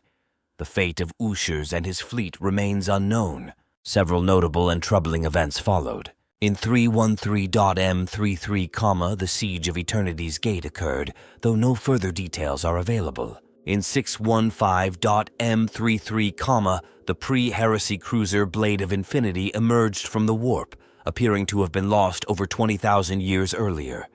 Its crew sent cryptic warnings before the ship vanished back into the warp, heralding an invasion by Chaos forces. In 831.M33, the Year of the Ghosts saw the honored dead rise across the Segmentum Solar to repel warp-spawned horrors. During the early years of M34, an unknown threat arose beyond the ghost stars, remembered as the Pale Wasting. Imperial records suggest contradictory descriptions, with some accounts referring to a star-spawned plague, and others mentioning nightmare engines that decimated entire sectors. This threat led to the loss of several Space Marine chapters and untold billions of souls. The Howling, which began in 401.M34, was a cataclysmic crisis caused by the death of the Cacodominus, a cybernetic alien psyker that had psychically enslaved over 1,300 star systems. The Black Templars ended its reign, but the Cacodominus's death scream resonated through the warp, burning out the minds of billions of astropaths and distorting the Astronomican's beacon. The resulting chaos saw the loss of millions of starships and the collapse of entire subsectors into barbarism. In 666.M34, a massive warp storm from the Eye of Terror heralded the appearance of the first warp stars, gravitational anomalies that consumed ships and small celestial bodies. These cosmic horrors became a persistent threat, luring countless vessels to their doom. In 934.M34, the craft world Ulthwi sent a dire warning to the Imperium, though the content of their message remains unknown. What transpired afterward was lost to time or deliberately suppressed. The Forging was a time of triumph and expansion, but it was also punctuated by moments of profound tragedy and mystery. Though hailed as a golden age, this era foreshadowed the grim challenges that would plague the Imperium in the millennia to come. The Nova Terra Interregnum, also known as the Time of the Twin Empires, was a tumultuous era in Imperial history, during which the Imperium fractured into rival factions for over 900 years between the mid-34 Theyfulth and late 35 Aeth millennia. The rebellion began when the Council of Nova Terra, ruling from Segmentum Pacificus, dismissed the authority of the High Lords of Terra and declared itself the rightful ruler of a breakaway Imperium. This division led to widespread civil war as numerous factions vied for dominance. Even the Adeptus Mechanicus was not immune to the chaos. The Moirai Schism in the 35th millennium was one of the most devastating internal conflicts the Mechanicus had faced since the Horus Heresy. This doctrinal war arose from the heretical teachings of three tech mystics from the Minor Forge world of Moirai, whose prophetic writings called for radical changes to the cult Mechanicus. The schism spread throughout the Mechanicus, Titan legions, and even influenced certain Space Marine chapters, such as the Iron Hands. Moirai itself was eventually obliterated by the rectification fleet of the Fabricator General of Mars, but the war of ideology persisted for over 2,000 years before the heretical doctrine was finally purged. The Nova Terra Interregnum came to an end with the Cataclysm of Souls in 975.M35. During this event, the Ecclesiarchy sought to consolidate its power by transforming the Imperium into a formal theocracy. Declaring the Council of Nova Terra heretical, the Ecclesiarchy's fervent denouncements led to a wave of religious rebellions. Countless worlds across Segmentum Pacificus rose in war, resulting in the eventual overthrow of the Council. Though the rebellion restored the authority of the High Lords of Terra over the entire Imperium, it came at a heavy cost, with billions dead and the Ecclesiarchy's influence strengthened to unprecedented levels. In 980.M35, the Imperium was struck by the Hrud Rising, a massive and destructive conflict against the enigmatic Xenos species known for their time-warping abilities and devastating migrations. Shortly after, in 991.M35, the Imperium initiated the 21st founding of Space Marine chapters, later infamously known as the Cursed Founding. This was the largest founding since the Second Founding, and sought to improve upon the genetic templates of the Astartes. On the world of Inculaba, the Mechanicus Genitors attempted to refine the flaws inherent in the Astartes gene seed by creating enhanced warriors known as Homo sapiens novus. However, their genetic expertise could not match that of the Emperor and his ancient biotechnical division. Instead of perfecting the gene seed, their experiments resulted in serious mutations and genetic abnormalities within the newly created chapters. Some of these chapters developed such dangerous mutations that they fell under the scrutiny of the Inquisition and were purged by the Grey Knights. Others, unable to withstand the Inquisition's wrath, fled and eventually turned to chaos. The Cursed Founding became a grim reminder of the dangers of tampering with the Emperor's sacred genetic legacy. In 104.M36, the War of Recovery began when rumors of advanced technology in the Mortuum chain reached Mars. Believing that valuable standard template construct, STC fragments, were hidden in the region, the Adeptus Mechanicus launched an ambitious expedition. The campaign escalated into a century-long war as the Mechanicus forces fought to liberate human colonies from Xenos control. By the end of the war, the Mechanicus had secured several worlds and returned to Mars with first-generation STC database copies containing blueprints for advanced technologies. This triumph bolstered the Mechanicus's influence, though the cost in lives and resources was immense. The Nova Terra, Interregnum, and the conflicts that followed underscored the fragility of the Imperium, highlighting the constant tension between its various institutions. Though the Imperium was eventually reunited, the scars of these events served as a warning of the chaos that could arise from unchecked ambition and ideological schisms.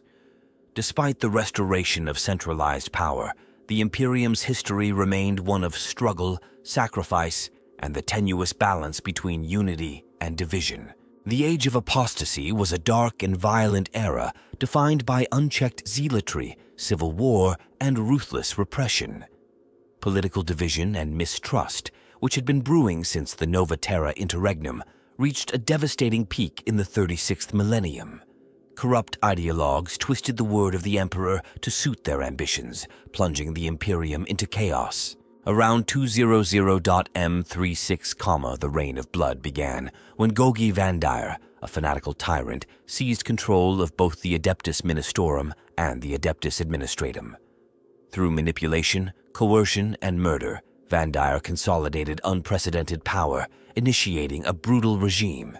His reign saw multiple wars of faith, each a pretext to extend his control across the galaxy.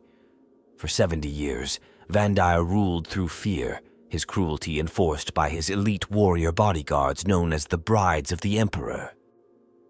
The Reign of Blood began to unravel when a man named Sebastian Thor emerged on the world of Dimamar. Leader of the Confederation of Light, an ancient and moderate sect of the Imperial cult, Thor condemned Vandir as a traitor to the Emperor. Unlike the power-hungry orthodoxy of the Temple of the Savior Emperor, Thor's teachings emphasized personal faith, humility, and service. His impassioned speeches and unwavering faith inspired billions, igniting a galaxy-wide rebellion. Thor's movement gained momentum as uprisings against Vandir spread. Eventually, Space Marine chapters and Astra Militarum regiments laid siege to Terra itself. The Loyalist forces bombarded Vandir's strongholds from orbit, destroying much of his corrupted support. The decisive moment came when the Adeptus Custodes, the Emperor's personal guardians, confronted the Brides of the Emperor and revealed the extent of Vandir's betrayal. Convinced of his treachery, the Brides turned on their master.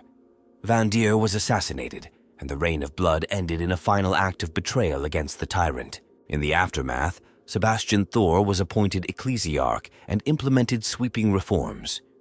The Adeptus Ministorum adopted the principles of the Confederation of Light, refocusing the ecclesiarchy on spiritual guidance rather than political domination. However, not all accepted these changes. Supporters of the old orthodoxy went underground, forming a secret faction known as the Temple Tendency, which sought to restore the former authoritarian power of the ecclesiarchy. The Brides of the Emperor were reorganized into the Adepta Sororitas, also known as the Sisters of Battle, who became the military arm of the ecclesiarchy. The sisters' loyalty to the Emperor was absolute, and they would henceforth act as guardians against heresy within the Ministorum itself. At the same time, the Ordo Hereticus was established as a branch of the Inquisition, tasked with rooting out internal threats to the Imperium, ensuring that another figure like Vandir could never rise again. The Age of Apostasy was far from over after Vandir's fall. In 310.M36, the plague of unbelief erupted, driven by a wave of false prophets and rebel leaders who exploited the chaos. The most dangerous of these was Horus, the apostate cardinal of Gathalamor. Horus's heresies led to a devastating rebellion spanning multiple sectors. The conflict was only ended by the martyrdom of Dolan Kirosius, known as the Great Confessor, who sacrificed his life on Gathalamor. His death inspired the planet's population to rise up and overthrow Horus, restoring imperial rule and reaffirming their faith in the Emperor. In 754.M36, the Imperium was shaken by an event known as the Web of Intrigue disaster, though records of this incident remain incomplete or classified.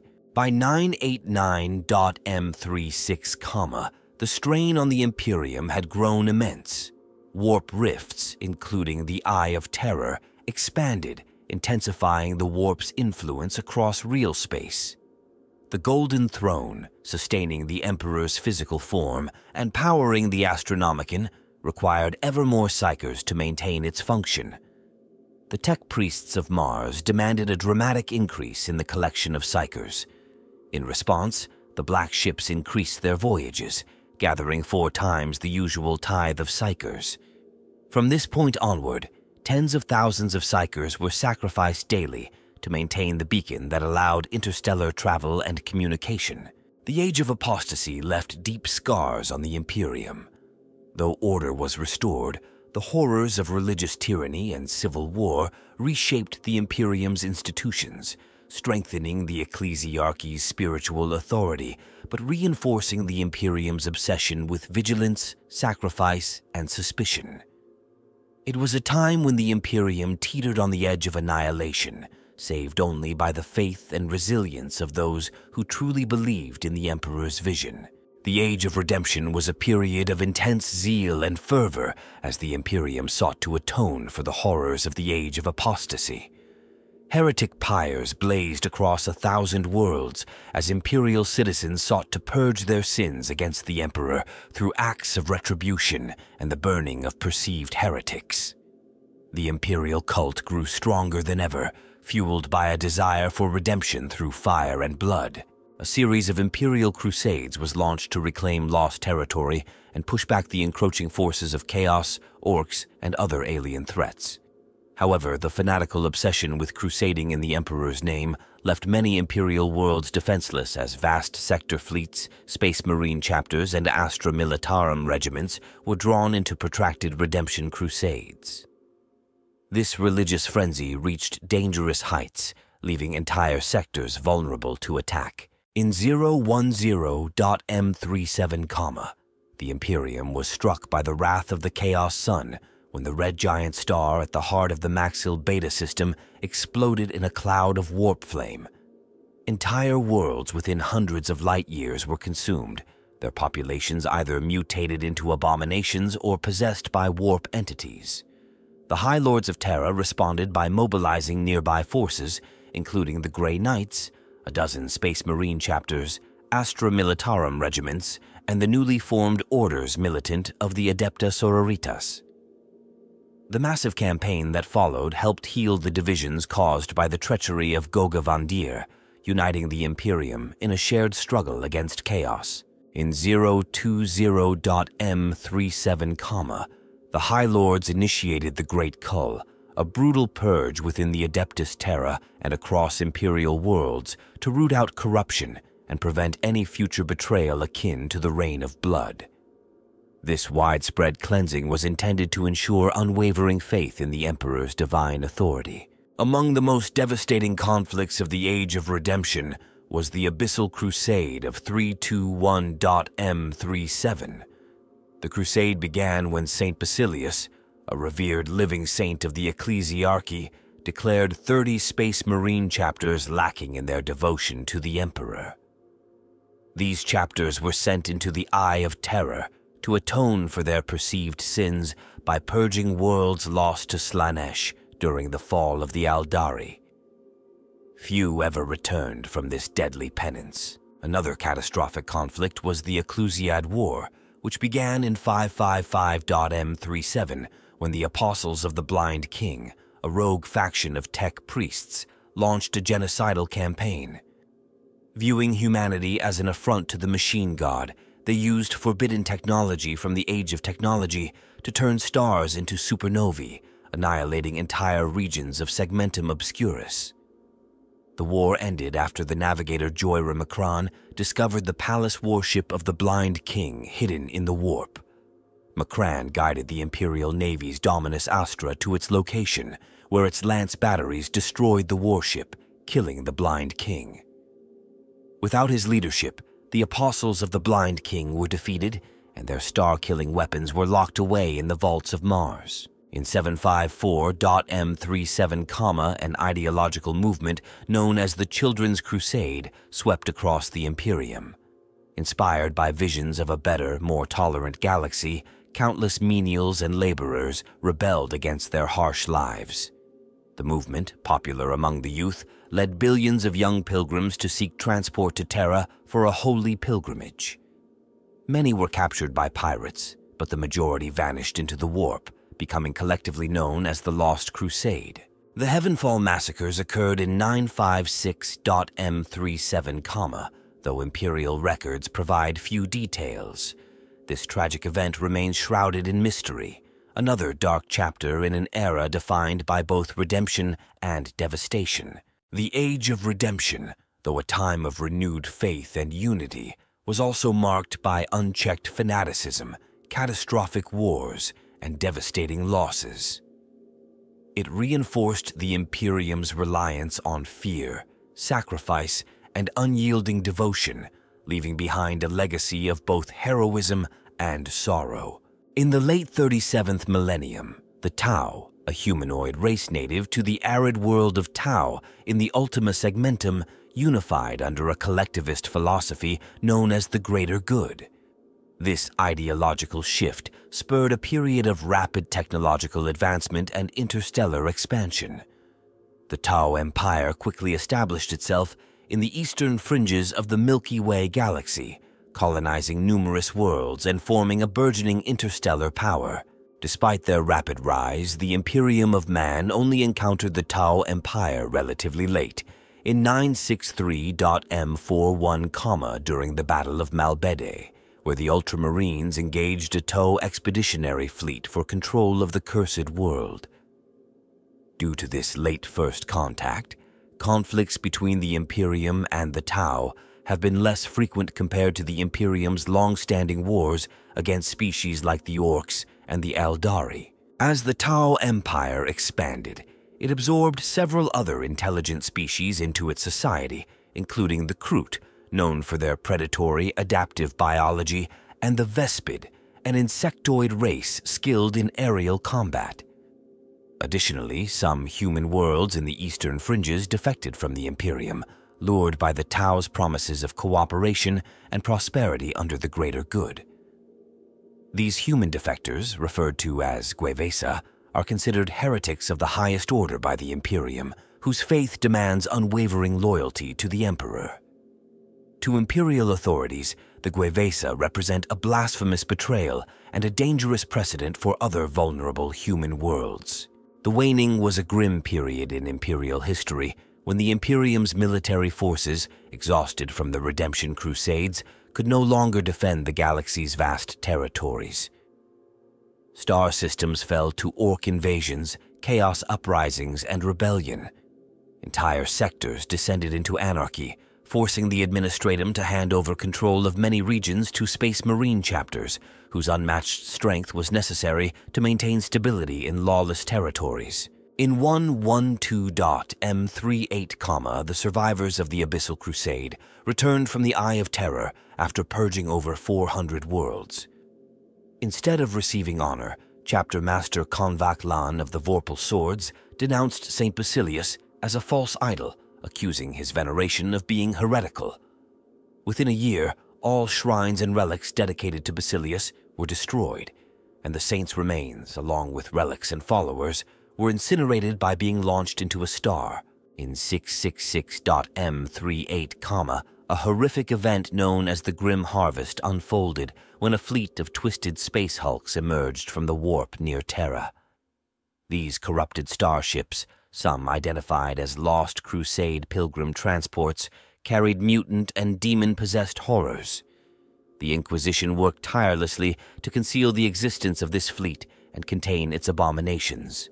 The conflict of Helica occurred in 001.M39, followed by the Mausolean Cataclysm in 103.M39, though details of both events remain scarce in Imperial records. In 131.M39, the Redemption Crusades began as heroic leaders, reminiscent of the Primarchs, arose in each Imperial segmentum to reclaim lost territories.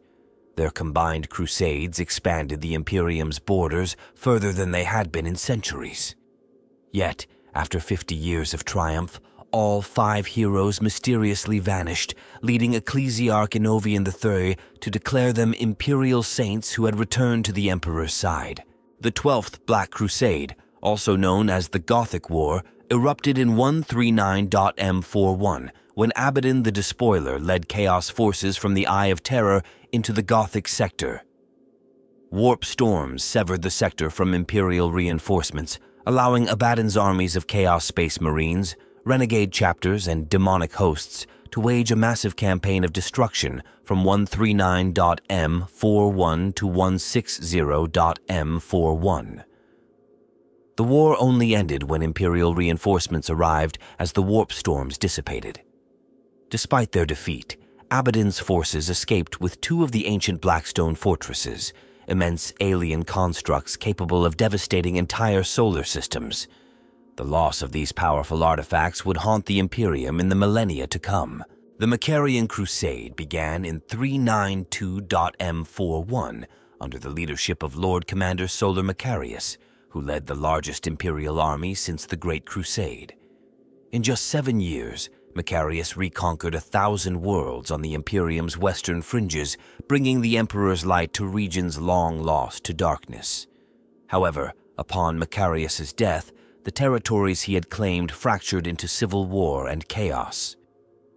The resulting Macarian heresy lasted 70 years and was only quelled through the combined efforts of 100 Space Marine chapters. In 500.M41, the event known as the Tears of the Emperor gripped the Imperium.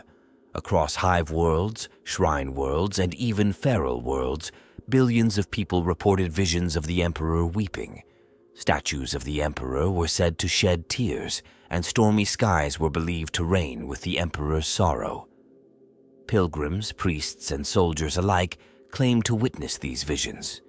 While interpretations varied, all believed that the Emperor's tears were shed not for himself, but for the suffering of humanity amidst the growing darkness. The Necrons, after their long, great sleep, have begun their resurgence across the galaxy in the 41st millennium, emerging from their tomb worlds to reclaim their former dominion. Many tomb worlds had unknowingly been colonized by human settlers, leading to horrific purges as the Necrons eradicated entire planetary populations. The exact reason for the Necrons' awakening remains unclear, with speculation ranging from the influence of the Tyrannid hive mind to interference by the Adeptus Mechanicus. Official contact with the Necrons began in 963.M41 during the Ultramarines' battle against the Tau over the planet Malbidi, revealed to be a Necron tomb world.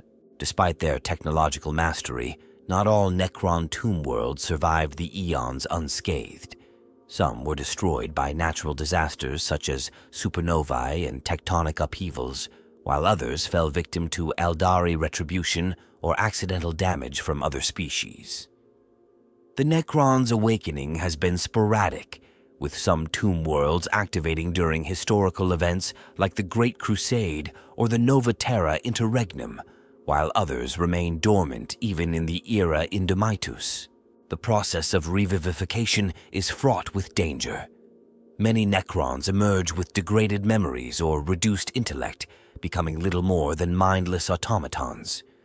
Higher-ranking Necron nobility, such as Pharaons and Overlords, were given advanced necrodermis bodies capable of preserving their consciousness, while the common Necrontyr received inferior constructs that reduced them to soulless slaves haunted by faint echoes of their former lives.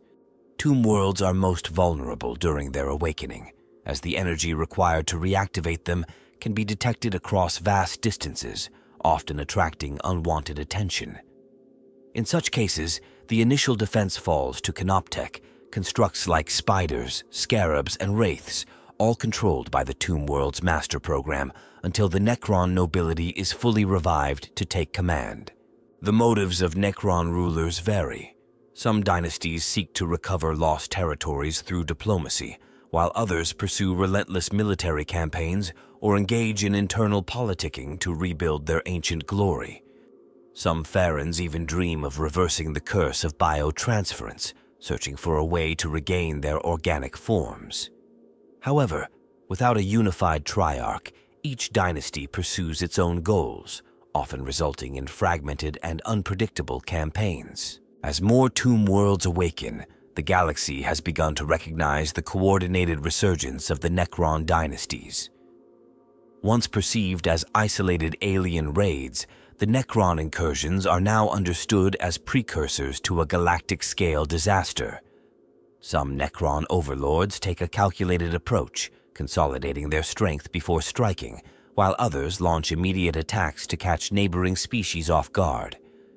In rare cases, Necron rulers offer alien worlds a choice: submit and serve, or be annihilated. These resurgent Necron empires are structured around a central crown world, the seat of the Pharaon's power, surrounded by lesser tomb worlds and holdings. Though diminished compared to their former grandeur, these domains represent the slow, methodical return of the Necron dynasties to their rightful place as rulers of the galaxy, driven by an unrelenting desire to reclaim what was lost 60 million years ago. The time of ending was a period of unprecedented crisis for the Imperium of man, as rebellion, chaos, corruption, and Xenos invasions brought mankind to the brink of extinction. The galaxy was engulfed in turmoil, with astropathic pleas for aid flooding in from countless worlds. Yet the Imperium's defenders, from the Astra Militarum to the Adeptus Astartes, were stretched thin, fighting wars on all fronts. The Damocles Gulf Crusade marked the Imperium's first official conflict with the Tau Empire in 742.M41. The conflict ended in a stalemate after the approach of Hive Fleet Behemoth forced the Imperium to withdraw, leaving the Tau to grow as a new Xenos power. In 745.M41, the Tyranids made their first incursion into the galaxy, wiping out entire star systems and nearly annihilating the Ultramarines chapter during the Battle of Macragge. As humanity struggled to fend off these horrors, new threats emerged. The Bloodstar campaign in 748.M41 heralded an increase in demonic incursions, while the Great Exodus of 750.M41 saw entire suns extinguished as mysterious Aeldari craft worlds passed through the Argos system.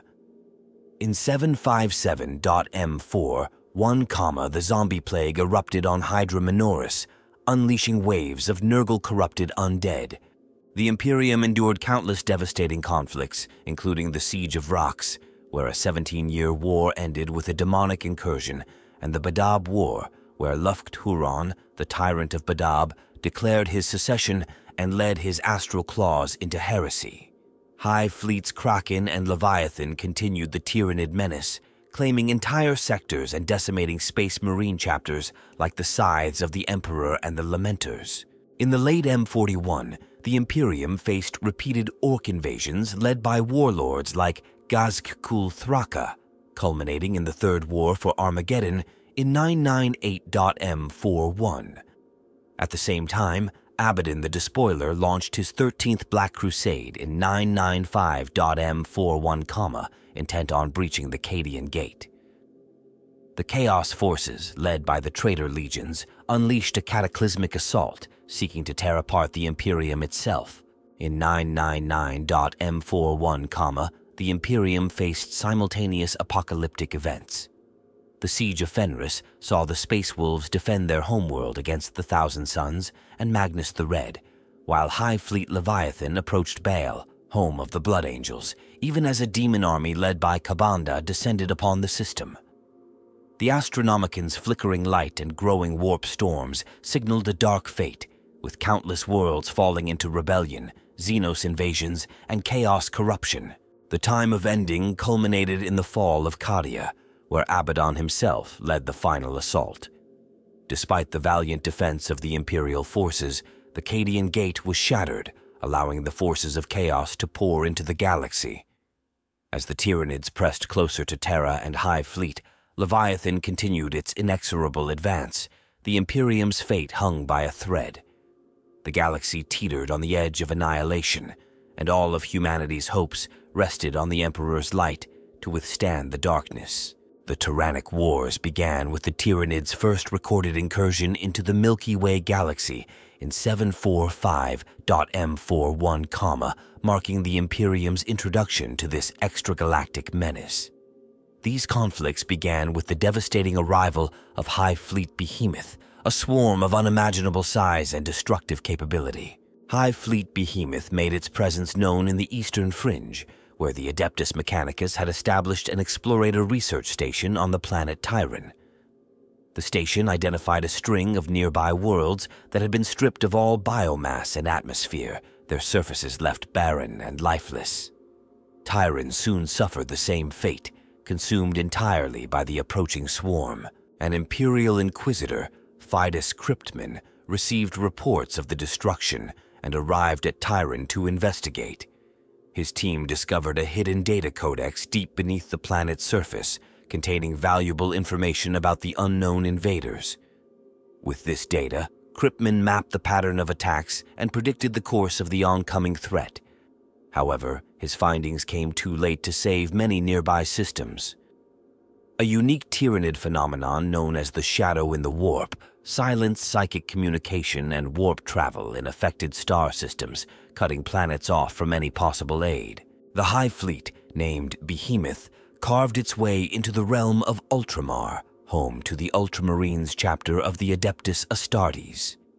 One of its first conquests was the garden world of Prandium, once celebrated as the Jewel of Ultramar, now reduced to a lifeless rock.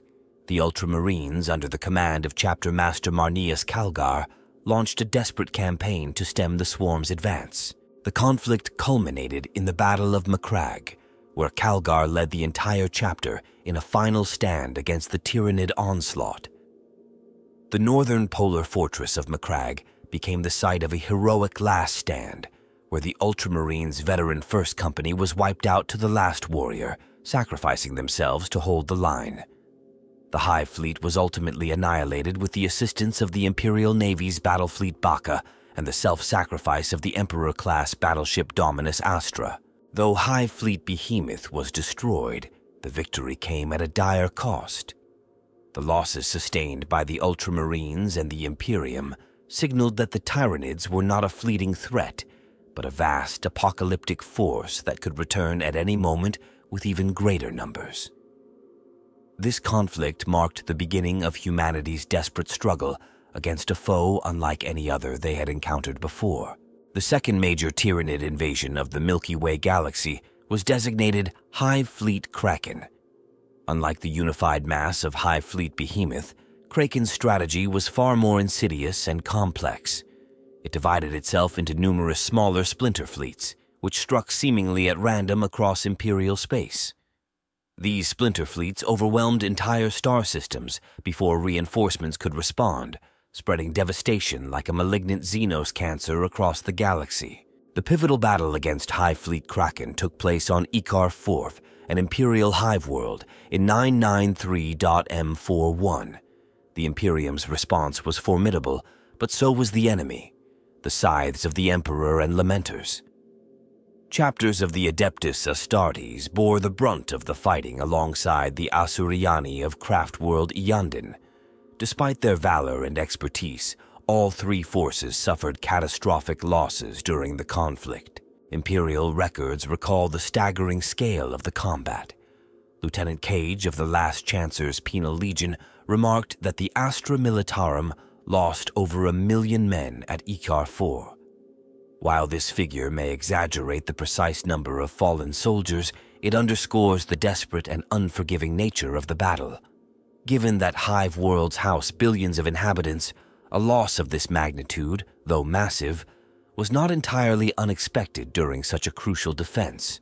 Despite the Imperium's eventual victory at Ikar 4th, Hive Fleet Kraken was not entirely eradicated. Instead, it fractured into a multitude of splinter fleets that continued to ravage the galaxy, becoming persistent and deadly threats to isolated systems. As Kraken's remnants spread unchecked, the Imperium had little time to recover before an even greater nightmare emerged. A new and far larger Tyrannid Hive fleet descended upon the galaxy, heralding yet another dark chapter in the Tyrannic Wars. The third and most massive wave of Tyrannid invasions was led by Hive Fleet Leviathan. Emerging from below the galactic plane in 997.M41, Leviathan struck from two directions simultaneously, cutting off vast regions of the galaxy from Imperial reinforcements. The scale and precision of the attacks were unlike anything the Imperium had faced before, and it became clear that Leviathan posed an existential threat. In response, Inquisitor Fidus Kryptman of the Ordo Xenos enacted a desperate and controversial plan. He orchestrated the redirection of Leviathan's tendrils toward the Orc Empire of Octarius, reasoning that the Tyranids would be slowed by engaging the Orcs in a brutal war of attrition. This gamble paid off initially, as the Tyranids became embroiled in what became known as the Octarius War, clashing with the greenskin hordes in a conflict of staggering proportions. However, concerns quickly arose that the Tyranids might assimilate the highly adaptive and aggressive Orcoid DNA, potentially creating even deadlier bioforms. Leviathan's twin-pronged assault compounded the challenges faced by the Imperium. Concurrent with Leviathan's rampage, splinter fleets from Hive Fleet Kraken continued to threaten Imperial sectors, while Genestealer cults lurking within Imperial worlds instigated uprisings timed with the Great Devourer's advances. The Imperium was besieged on multiple fronts, with Genestealer insurrections often softening planetary defenses before the Tyranids launched their full-scale invasions. To date, Hive Fleet Behemoth remains the only Tyranid fleet to have attacked as a unified mass rather than dividing into splintered tendrils. Behemoth's failure to diversify its strategy led to its eventual destruction at Macragge, a costly lesson that its successors, Kraken and Leviathan, learned well. Leviathan's multi-directional, coordinated attacks made it far more difficult to counter. Despite the tactical differences between the Hive fleets, the Tyranids' ultimate goal has always remained the same. Their movements have formed a grim pattern, converging ever closer to one inevitable destination: Holy Terra, the heart of the Imperium, and the seat of the Emperor's divine presence. The beacon of the Astronomicon, the psychic lighthouse that guides humanity's ships through the warp, has become a lure for the Great Devourer, promising the richest harvest of biomass the galaxy has ever known. The 13th Black Crusade, led by Abaddon the Despoiler, stands as the most devastating chaos incursion since the Horus Heresy. It marked the culmination of the Long War, as the War Master of Chaos unleashed the combined might of the traitor legions and demonic hosts in an unprecedented assault against the Imperium. Emerging from the Eye of Terror, countless demon worlds emptied their legions into real space, forming a vast tide of corruption and destruction. The first stage of this apocalyptic campaign targeted the Cadian Gate, the linchpin of the Imperium's defenses guarding the approach to Holy Terra. Cadia's fall would grant the forces of chaos a direct path to the heart of humanity's empire. Rumors abounded that demon primarchs themselves led the charge, signaling the end of days. Despite a heroic defense by legendary Imperial forces such as the Black Templars, Space Wolves, Imperial Fists, and the Dark Angels, the tide of chaos proved relentless. After an initial defense against the first wave of the Black Fleet, the Imperial defenders rallied under Lord Castellan Ursarkar E. Creed and the miraculous leadership of Saint Celestine. Yet their valor could only delay the inevitable. When Abaddon arrived in person, he brought with him the Blackstone Fortress Will of Eternity, a superweapon from the Gothic War. Though the mobile fortress phalanx of the Imperial Fists destroyed the Will of Eternity before its warp cannon could annihilate Cadia, Abaddon turned its ruined remains into a colossal meteor. The remains of the Blackstone Fortress crashed into Cadia's surface with devastating force, shattering its continents and triggering catastrophic geothermal collapse. The planet's Blackstone pylons, vital warp-repelling constructs, were destroyed, and the Eye of Terror consumed the world in a cataclysmic warp surge. With Cadia lost, the Eye of Terror expanded, creating the Crimson Path, a corridor of warp instability stretching across the galaxy.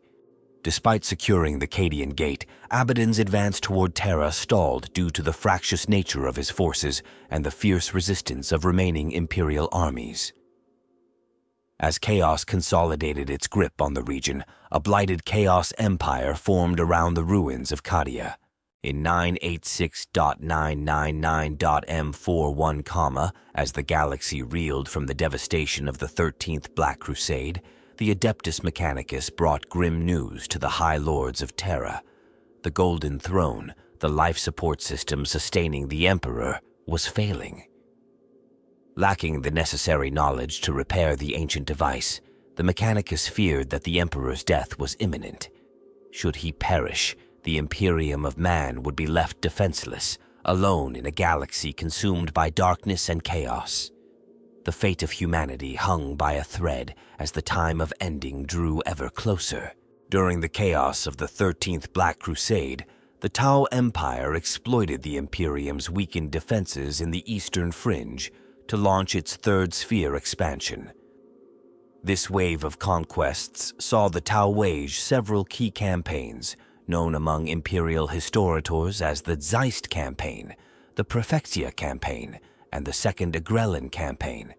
These conflicts led to massive casualties on both sides, with entire worlds reduced to ash in the crossfire. The Tau expansion was eventually halted after the Imperium retaliated with an exterminatus upon the Sept world of Mugulath Bay during the Second Agrellan Campaign, dealing a catastrophic blow to the Xenos Empire.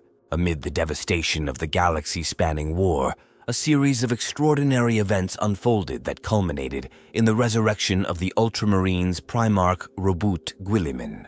Archmagos Dominus Belisarius Call, an enigmatic figure who had carried out a secret mission for millennia, formed an unexpected alliance with the Inari, a mysterious Aeldari faction devoted to Ennead, the god of the dead. Together, they succeeded in awakening Guilliman from his stasis in the Temple of Correction on Macragge, where he had lain since his mortal wounding during the Heresy. Guilliman's awakening was met with an immediate crisis as Abaddon unleashed a chaos assault on the shrine in an attempt to prevent the Primarch's return. The newly resurrected Guilliman, alongside the Ultramarines and their successor chapters, fought with unmatched fury to repel the Black Legion's forces. After securing Ultramar from the forces of chaos, Guilliman set out on the Terran Crusade, a perilous journey through warp-torn space, to meet his father, the Emperor of Mankind, for the first time in 10,000 years. The details of their meeting within the Imperial Palace remain shrouded in secrecy, but what is known is that Guilliman emerged from the encounter as the newly restored Lord Commander of the Imperium and Imperial Regent. Guilliman swiftly moved to reorganize the Imperium's leadership, purging the corrupt and the incompetent from the ranks of the High Lords of Terra. His return marked the beginning of a new era for the Imperium, one of hope, renewal, and ruthless determination in the face of the galaxy's growing darkness. Following the fall of Cadia during the 13th Black Crusade, the galaxy was split asunder by the creation of the Great Rift. This colossal tear in reality stretched from the Hadex anomaly in the eastern fringe to the farthest reaches of the Segmentum Obscurus in the galactic west. From this wound in space-time erupted warp storms of unprecedented magnitude, reminiscent of the horrors of the Age of Strife. The northern half of the Imperium was severed from Terra, lost in darkness. The immediate aftermath, known as the Noctis Aeterna or the Blackness, plunged the galaxy into despair. Warp travel ceased entirely, astropathic communication was severed, and worlds across the Imperium were isolated and vulnerable. Entire star systems were swallowed by chaos as the Cicatrix Maledictum spread its malevolent influence like a shroud, obscuring the Astronomican's guiding light. The Imperium was divided into two vast realms, the Imperium Sanctus, where the Emperor's light could still be felt, and the Imperium Nihilus, a shadowed expanse where the Astronomican's beacon was lost, leaving those who dwelled there to fend for themselves in isolation and terror. The rise of the Great Rift also heralded the era known as the Psychic Awakening. This phenomenon, dubbed the Age of Witches by Imperial historiators, saw a dramatic surge in the emergence of new psychers and the amplification of existing psychic abilities across the galaxy. The influx of raw warp energy from the Great Rift fueled both catastrophe and wonder, making the Immaterium's influence upon real space stronger than ever before. For the servants of chaos, the increased flow of warp energy empowered demonic incursions, which ravaged planets near the rift and allowed chaos warbands to strike with devastating potency. Yet, even as the warp encroached upon reality, new miracles began to manifest among the faithful of the Imperium. Instances of divine intervention became more frequent as individuals untrained in psychic arts suddenly exhibited miraculous powers.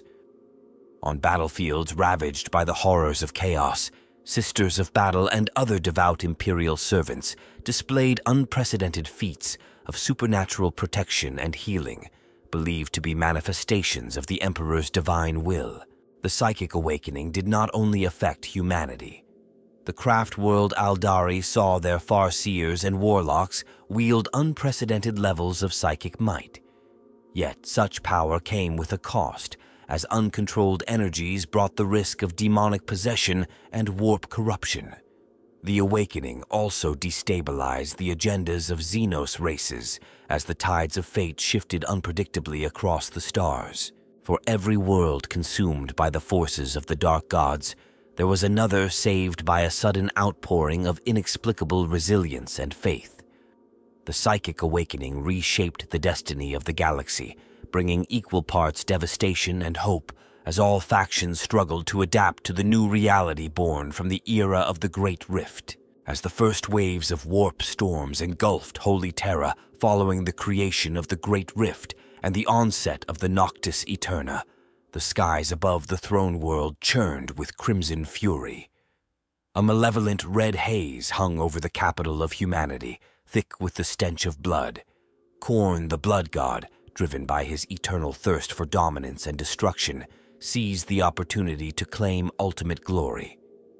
In defiance of the other chaos gods, he unleashed his wrath upon the seat of the Emperor's power.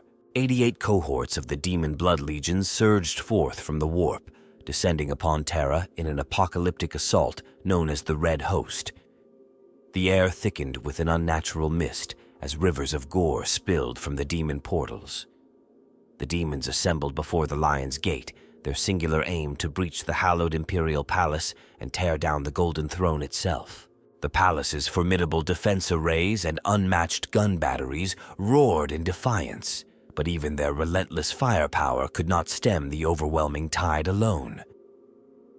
At the heart of the defense stood Roboute Guilliman, newly returned from millennia of stasis and reinstated as the Lord Commander of the Imperium.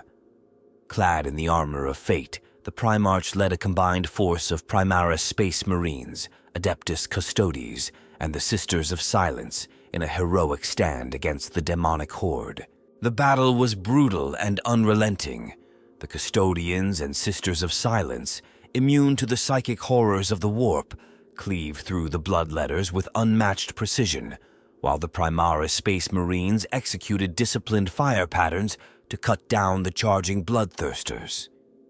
Guilliman himself clashed with demonic champions, each strike of the Emperor's sword burning with righteous fury. Inch by inch, the defenders held their ground until the demon host began to falter. Though Khorne's forces reached the foot of the Lion's Gate, they were ultimately shattered before they could breach the Eternity Gate and defile the Sanctum Imperialis. The Red Host was banished back into the warp, its attempt to claim the throne world for the blood god broken. Upon receiving the shattered essences of his defeated blood legions, Khorne was consumed by an incandescent fury. His bellows of rage shook the brass fortress at the heart of the realm of chaos, and the searing heat of his anger incinerated the 8 mighty bloodthirsters who had led the failed assault. Their essences were obliterated entirely, a testament to the price of failure in Khorne's unforgiving domain. The High Lords of Terra, though victorious, were left shaken by the audacity of chaos. The defenders of the Imperium had held the line, but the ominous truth remained. The Astronomican's light had flickered, and even Holy Terra, the heart of humanity's strength, was no longer beyond the reach of the ruinous powers. Following his heroic defense of Holy Terra during the Battle of the Lion's Gate, Roboute Guilliman initiated the Grand Indomitus Crusade, a colossal imperial war effort unparalleled since the Emperor's original Great Crusade over 10 millennia ago. This monumental undertaking assembled the largest concentration of imperial forces seen in the galaxy for thousands of years. At its core, the Indomitus Crusade was led by Guilliman himself, bolstered by the mighty Adeptus Custodes, a contingent of the Silent Sisterhood, and an awe-inspiring host of newly created Primaris Space Marines from the unnumbered suns. These warriors hailed from newly founded chapters born out of the genetic legacies of the original legions. Alongside them marched strike forces from over a dozen pre-existing chapters of Space Marines, with the venerable Imperial Fists leading the vanguard. The war fleets cut a sweeping course through the stars, their mission clear: to liberate besieged worlds and reignite the flame of hope across the Imperium. Guilliman's forces shattered Xeno's strongholds, annihilated Chaos warbands, and broke planet-spanning sieges. On worlds still capable of receiving astropathic communications, the news spread like wildfire. One of the legendary demigods of humanity's past had returned to lead mankind's armies once more. The Indomitus Crusade became the source of countless new legends as Guilliman's armada forged a path of salvation through a war-ravaged galaxy. Worlds that had lost hope in the Emperor's grace found themselves reinvigorated by the sight of the Primarch in gleaming battleplate, wielding the Emperor's sword. His words and deeds rekindled humanity's spirit and inspired millions to stand firm in the face of annihilation. The first major phase of the Indomitus Crusade concluded after over a solar decade of relentless warfare. Its crescendo came at the Battle of Raukos, a pivotal conflict that saw the forces of chaos driven back and the Imperium Sanctus stabilized against further incursions from the Great Rift. Though victorious, Guilliman's duty did not end there. With the Imperium Sanctus temporarily secured, Guilliman shifted his focus to his ancestral home, the realm of Ultramar. His Ultramarines and their successor chapters were locked in a brutal war for survival against the Death Guard Traitor Legion and the plague-ridden hosts of Nurgle. Thus began the Plague Wars, an era of devastation in which Guilliman and his forces sought to purge the filth of chaos and preserve the dream of a brighter future for humanity. After sacrificing the shield worlds of the Cryptus system to delay the Xenos' advance, Hive Fleet Leviathan descended upon the Baal system with a mass so immense that it blotted out the stars. The Blood Angels chapter master, Lord Commander Dante, reinforced Baal's defenses and its twin moons like never before. Refusing to wait for the Tyranids to strike first, Dante deployed preemptive strike forces to ambush and whittle down the incoming swarms. Though hundreds of splinter fleets were destroyed, the Tyranid Hive Fleet adapted with frightening speed, learning from each defeat and pressing ever forward. Dante's desperate plea for aid was answered by the Blood Angels' successor chapters, collectively known as the Sanguinary Brotherhood. The Flesh Terrors arrived first, followed by all successor chapters, save the Lamenters. Even the Knights of Blood, branded Excommunicate Traitoris, defied their status to aid their bloodline in its most desperate hour. Despite this, the defenders were overwhelmed. Hive Fleet Leviathan cleared the entire sector of life before making planetfall upon Baal and her moons. The first 19 waves of Tyranids were repelled at staggering cost. 5 chapter masters perished, with 3 falling during the brutal battle at the Dome of Angels.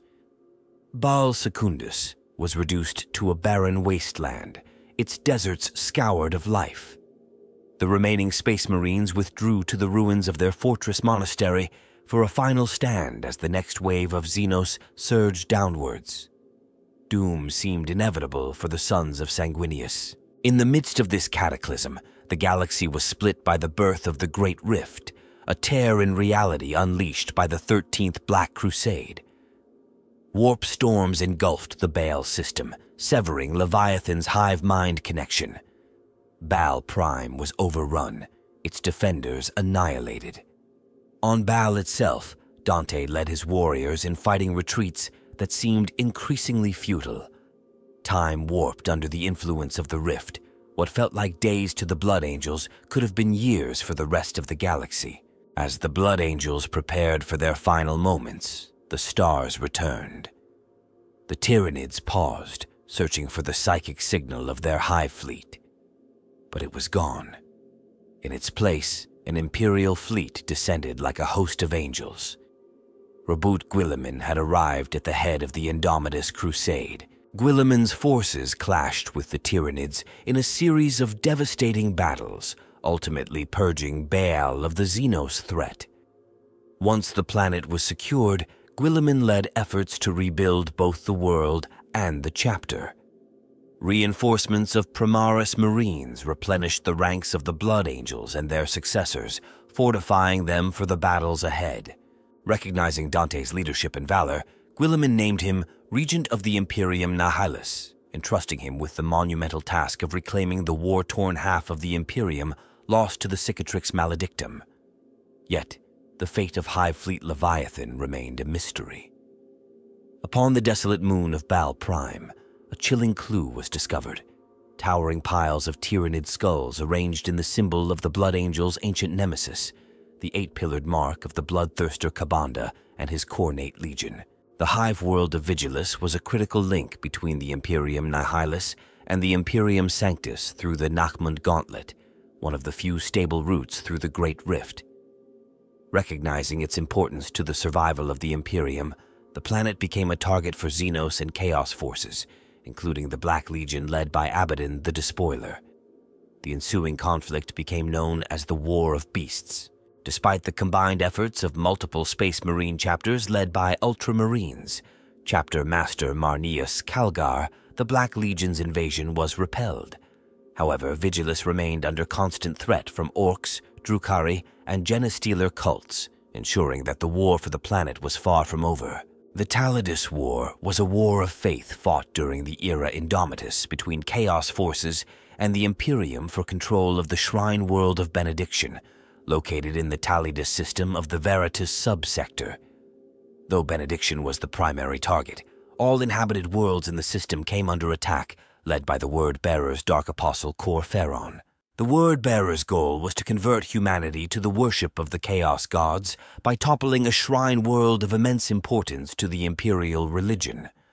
The fall of Benediction was seen as a significant step in their plan to cast down the Emperor and claim mankind for the Dark Gods. The war was fought on 3 fronts: Benediction, the Astra Militarum fortress world of Gredask, and the void surrounding the asteroid belt known as the Tears of the Emperor. On Benediction, Cor Ferron's forces nearly captured the Grand Honorificum, a vast cathedral city complex. However, during the Psychic Awakening, an extraordinary event occurred. Those gathered in prayer summoned protective spirits from the warp, forming a psychic barrier known as the Saint's Wall. This shield dispelled many of the demons attacking the cathedral, allowing a demi-company of salamanders to counterattack and secure a defensive perimeter. On Gredask, the Black Templars launched a decisive assault that destroyed the Chaos mobile fortress known as the Soul Harvester, which had devastated the Imperial defenders. However, Castellan Dramos, the Black Templars' commander, was killed during the attack. In the Tears of the Emperor, a fleet of Night Lords commanded by the Chaos battleship Nightmare of Celix lured Imperial ships into ambushes by using captured Imperial astropaths to disorient their navigators. The Night Lords plundered the ships and relished the terror of their victims. The arrival of Vanguard Marines from the White Scar's 10th Brotherhood shifted the tide. Their hit-and-run tactics escalated into a brutal void war as both sides attempted to outmaneuver each other. The White Scars managed to protect incoming Imperial fleets from further ambushes, though they could not eliminate the Night Lords entirely. Though the Imperium has blunted the Chaos assault across the Talledus system, the war remains unresolved, and the threat of Chaos lingers. The Plague Wars were a campaign led by the Demon Primarch Mortarion and the Death Guard Traitor Legion, supported by Nurgle's demons and countless Chaos cultists, aimed at conquering the realm of Ultramar and expanding Nurgle's influence in real space. These wars began after the birth of the Great Rift and the onset of the Noctis Eterna, concluding around 012.M42 when Roboute Guilliman returned from the Indomitus Crusade to bolster Ultramar's defenses. Following the 13th Black Crusade and the fall of Cadia, Nurgle's followers established dominion in the Scourge Stars, a corrupted region from which they launched their invasion. The Death Guard's plague armies struck Ultramar along 100 fronts, spreading death and disease. Despite their resilience, the Ultramar defenders, both Space Marines and mortal soldiers, were overwhelmed. Reinforcements arrived in the form of Primaris Space Marines from Guilliman's Ultima founding, but even they could only slow the Chaos advance. By 012.M, 42, Ultramar's defenders were exhausted, and the Ultramar defense fleet had been devastated by a relentless plague fleet. Guilliman returned from the Indomitus Crusade just in time to stabilize the front and launch a major counteroffensive known as the Spear of Espandor.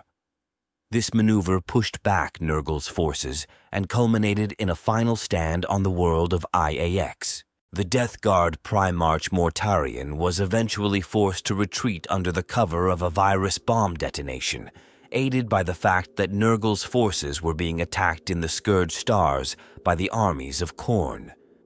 With Mortarion's departure, Ultramar gained a brief respite. Guilliman immediately ordered the rebuilding and purification of Ultramar and implemented new procedures for producing additional Primaris Ultramarines. However, his duties as the Lord Commander of the Imperium soon called him away once more, as the Indomitus Crusade required his leadership in the war-ravaged galaxy. Meanwhile, the Ultramarines remained vigilant, preparing to exact vengeance on the servants of Chaos. The Fourth Tyrannic War began during the era Indomitus, when the largest mass of Hive Fleet Leviathan yet seen launched a massive assault on the western reaches of the Segmentum Pacificus. This region of the galaxy was relatively undefended, as the Imperium's forces were stretched thin, heavily engaged in combating Chaos incursions following the emergence of the Great Rift. The Tyrannid invasion was a coordinated attack from above and below the galactic plane, led by 3 new Leviathan tendrils named Hive Fleet Nautilon, Hive Fleet Promothor, and Hive Fleet Grendillus by Imperial tacticians. These tendrils advanced in parallel, cutting a destructive path with Terra as their ultimate destination in the Segmentum Solar. With most of the Imperium's forces diverted to the Indomitus Crusade and the defense of key regions near the Great Rift, there were few defenders available to hold the line against this unprecedented Xenos threat. The opening stages of the war saw entire sectors thrown into chaos as Imperial worlds fell to the swarming Tyrannid bioarmies.